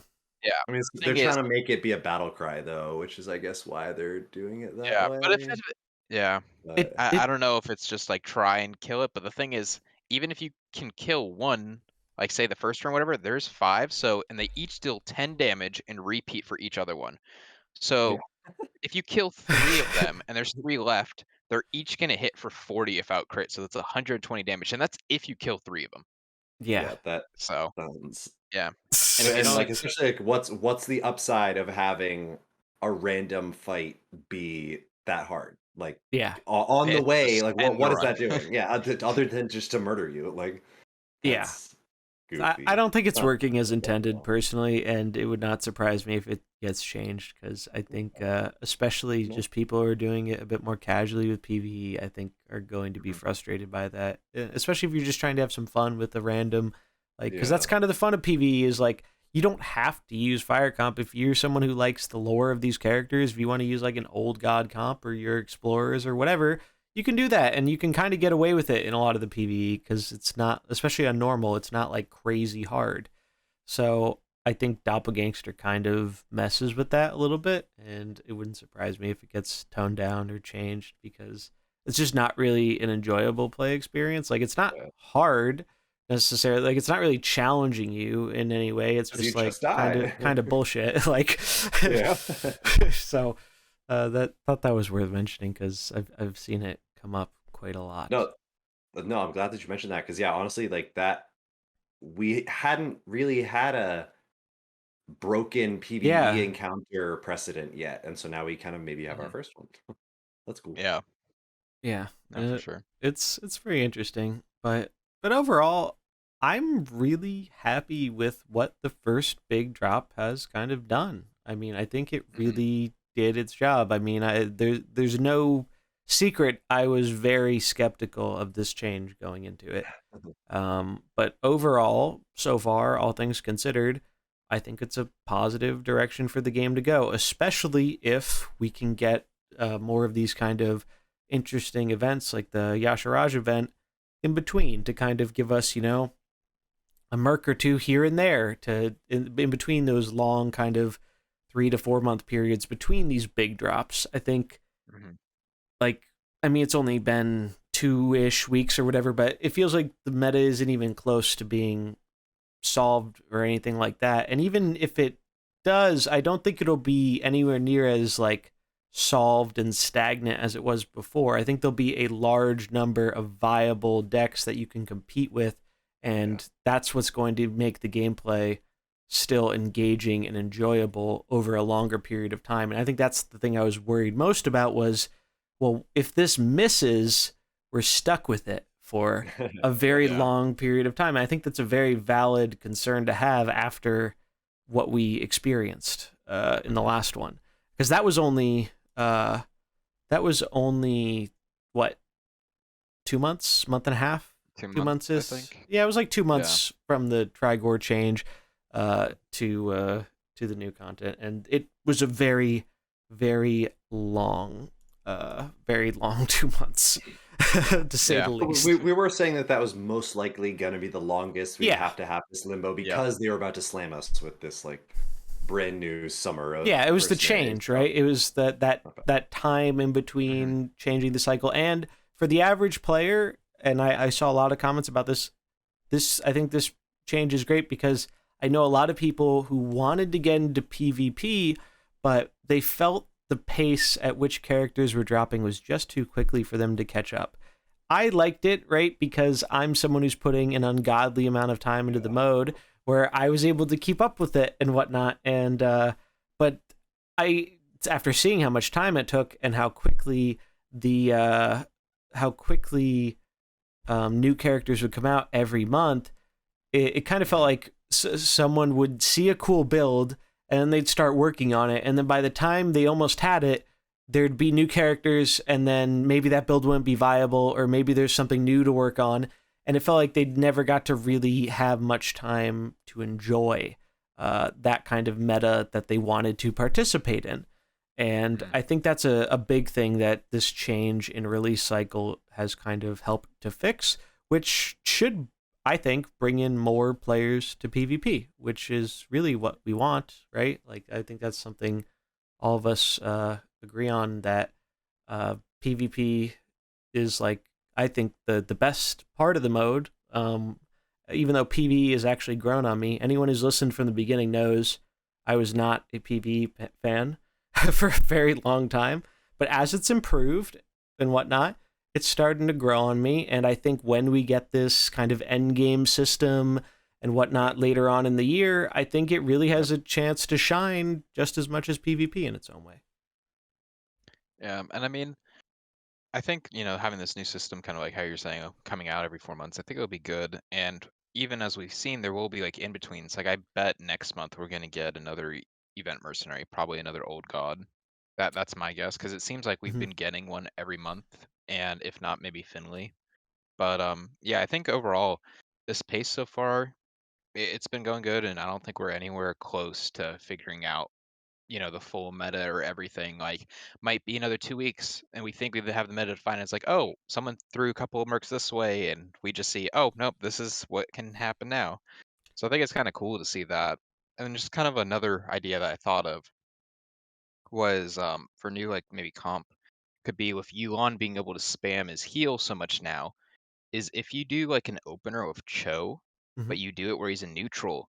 If you can stack him where he has so much life on a neutral where you just can't be crit at all, it would just be super hard just to Yeah, to basically kill kill him. him. Mm-hmm. Yeah, so you could do like, especially if it's constantly just summoning, could do like him, N'Zoth, and like basically Yulon. Make it so even Yulon's, or sorry, not Yulon's, N'Zoth's summons too, because they would go up to 30 HP then, and they don't take damage when they attack in. So then that's another thing you True. have to do direct damage or like big AoEs too. Yeah, So I could see it it'd be punishing a cool to bunch have. of comps. Fatigue starts to get a little scary with that potentially, but Yep. still probably pretty sweet. Again, yeah, another control kind of a possible control deck that involves Yulon just like sliding into all kinds of funky comps that just are enabled by having access to more health. Yeah, I agree. And one more thing I did want to mention that has been really nice about this change has been you can save your packs, and by increasing the amount of characters that come out at once, it makes packs less awful, like significantly less awful. I tested a rather large sample size of packs. I did a video count totaling basically 200, and then I probably opened another 100 after that. So about 300-ish packs. That's a ton of packs. And most of those packs were just saved up over time. I didn't purchase the majority of those packs. They were just earned through doing tasks I had stored, and gold, and occasionally some saved from bundles with skins. But it really adds up, and especially as someone who had a mostly maxed collection, that's what makes packs so bad, right? Is when you had the it's kind of, and we've talked about this a bunch, the more you have, the worse packs get, which is not really how you want the system to work, right? Like you want there still to be a reason for your players to buy packs. And like I featured a thing recently telling people free to play is kind of the way to go. And like, especially as someone who likes skins and wants skins, with the current system, I just don't find it worth it opening packs for skins. I just wait for the weekly bundle and see if there's a skin I want, and that's just more effective. But the nice thing was most of my packs were useful. Like I think it averaged out to about 66% of the packs had at least one stack of coins or a portrait, if not more, in that pack that was useful to me. And that was very, very a significant upgrade compared to before, where I'd say not even a quarter of my packs were doing anything useful. So that was a huge bump without even having to change the pack system, which should still be changed in some way, in my opinion. But that was something where the release cycle change actually did help with that in a way. Whereas the old cycle, we were only getting 4 or 5 mercs. It was increasing the pool in such a small amount. You just opened to get your mercs, and you weren't trying to get coins from there. It'd be great if you got them. Sometimes I got a few, sometimes I got nothing. And that felt really bad when you opened 20, 40, 60, 70 packs and you got like no coins for the new characters. So that was a really big improvement. But I do think we are going to wrap it up though, because it has been a long day. So I've been live. I've been live for 7 hours, and we did me and Dallas did like 3.5, 4 hours this morning. So like 11 hours of Mercenaries related things in one day. Exhausting, but the fact that the game has been enjoyable enough to where that's something I want to do, and I've had fun doing pretty much that whole time, I think really speaks to kind of the positive direction it kind of currently is heading in. So really awesome. I do have an end question for us. Basically, and this kind of ties into what you said a few minutes ago, WizardBeast, about the events. So I figured it'd be kind of fun. We all take our guess at what the next event will be. And I think there are some that are kind of telegraphed and whatnot. Like, I think we know some that are going to be coming. It's just what's coming next. And one thing, and I think this is unlikely, but it's something I would absolutely love to see still, is I want a Neptulon event. Neptulon is so cool. I love the new Neptulon in the mini set, and I think it would be sick if we could get a Neptulon event in Mercenaries, and he could finally help out the Murlocs.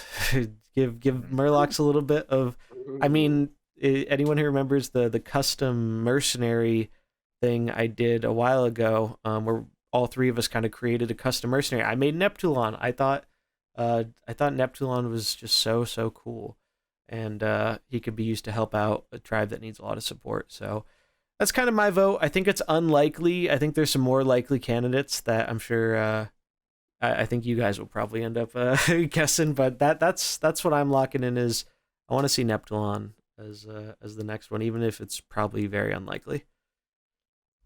It's very unlikely.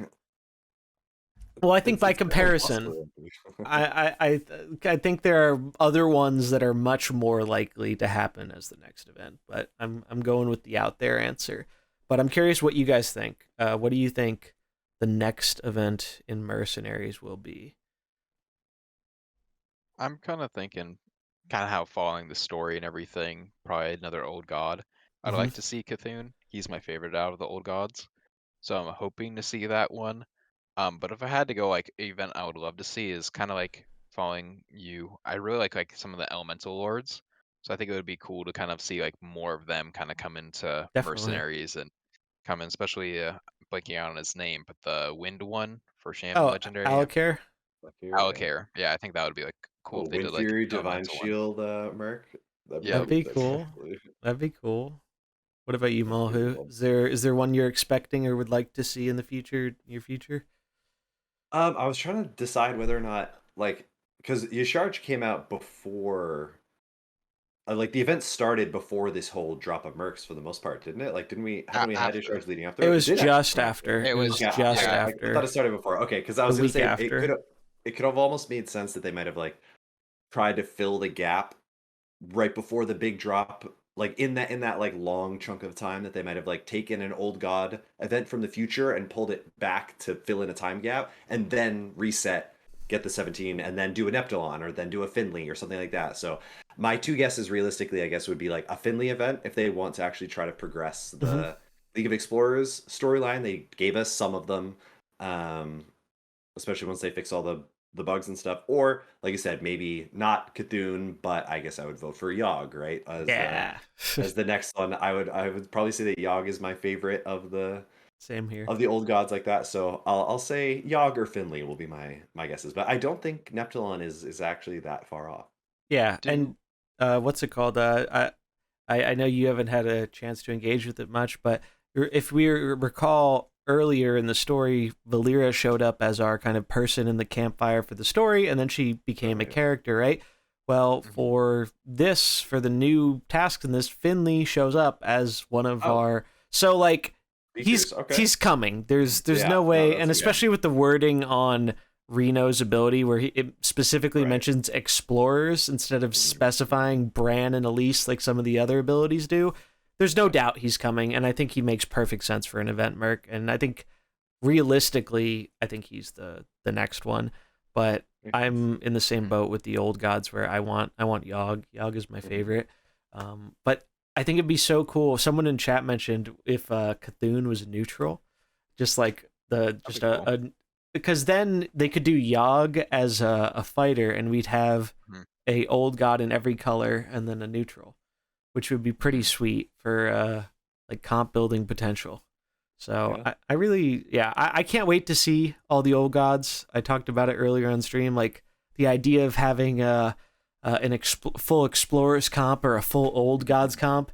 I think that appeals to people who really like the lore stuff or just having fun with these characters that like I was never even a World of Warcraft person, but I loved Yogg so much from all the time I spent playing with the original one and even the Dark Moon Fair one that I can't wait to see what they do with him. And we already have seen there's a new PvE treasure for the old gods where you actually spin the wheel of Yogg, and so it would not surprise me if something made that into his like third grand final ability, like we've seen with Mhm. Yasharaj and Nazal so far. We're definitely getting the other two old gods. It's really just a matter of when, not if, I think. Yeah. I mean, Yeah, even man. in the story, it says like at the very end, it says Yeah, we've defeated the two of the old gods now, but just wait, don't like celebrate yet. We still got two more to go. yeah. Like they're not being shy about it, which is great because I think Mhm. they've been very well received. And I've said it before, the events are, I think, one of, if not the biggest thing that brings people into this game. I can't tell you how many people have told me they have started playing Mercenaries because a character they liked got featured in an event and they wanted it, and that is what made them start playing the game. And then they were like, "Oh wow, this is actually a lot better than I thought." It does it Sweet. the reputation it has among the larger Hearthstone community of being memed on, like Duels was for the longest time, isn't as deserved as it was at launch, right? Mhm. And that's how you get people into it and find out. Especially while we're in this period of waiting for a soft relaunch or the end game content where we're expecting, I think, a much bigger focus on the next major Mercenaries drop, and like Alkali has mentioned before, uh, wanting to get more content creators involved with that type of thing and whatnot. Um, Mhm. so really, yeah, can't wait for that. Still thinking that's going to be around the October time, but we've got a lot of fun stuff to experiment around with. Until then, I'm sure many events along the way, as well as possible other changes, right? We could see more balance adjustments if needed, maybe some other stuff. Who knows, right? We'll find out. But I think that's going to wrap it up for this one. It's been a really great episode. We got to talk about a bunch of cool stuff, and I'm very excited to see how things develop. It's still very much up in the air, but I know, at least for me and the vast majority of people I've talked to, it's a really good time to play Mercenaries, especially if you are a PvP enjoyer. So that's really what I want, and so far it seems to this drop has seemed to deliver that, which is fantastic. Yeah, for sure. Very excited. All right, yeah, that's gonna do it for us though. So we do want to thank you so much for watching, tuning into the Fighting Pit. Yeah, I think we're on 23, so we're getting close to 25. Like that's quarter of the way to 100, right? Like that's kind of crazy that this is this show has became this. It's really grown a lot from the start, and I think there's so much more potential and whatnot along the way. So looking forward to experiencing that with both you as well as everyone who tunes in regularly. So we do want to thank you all for watching. If you enjoyed it, do remember to like, subscribe, follow, all that jazz, algorithm stuff. Really appreciate it. And we will see you next time. Take it easy, everybody. Yes. Yep. See you guys. Be safe.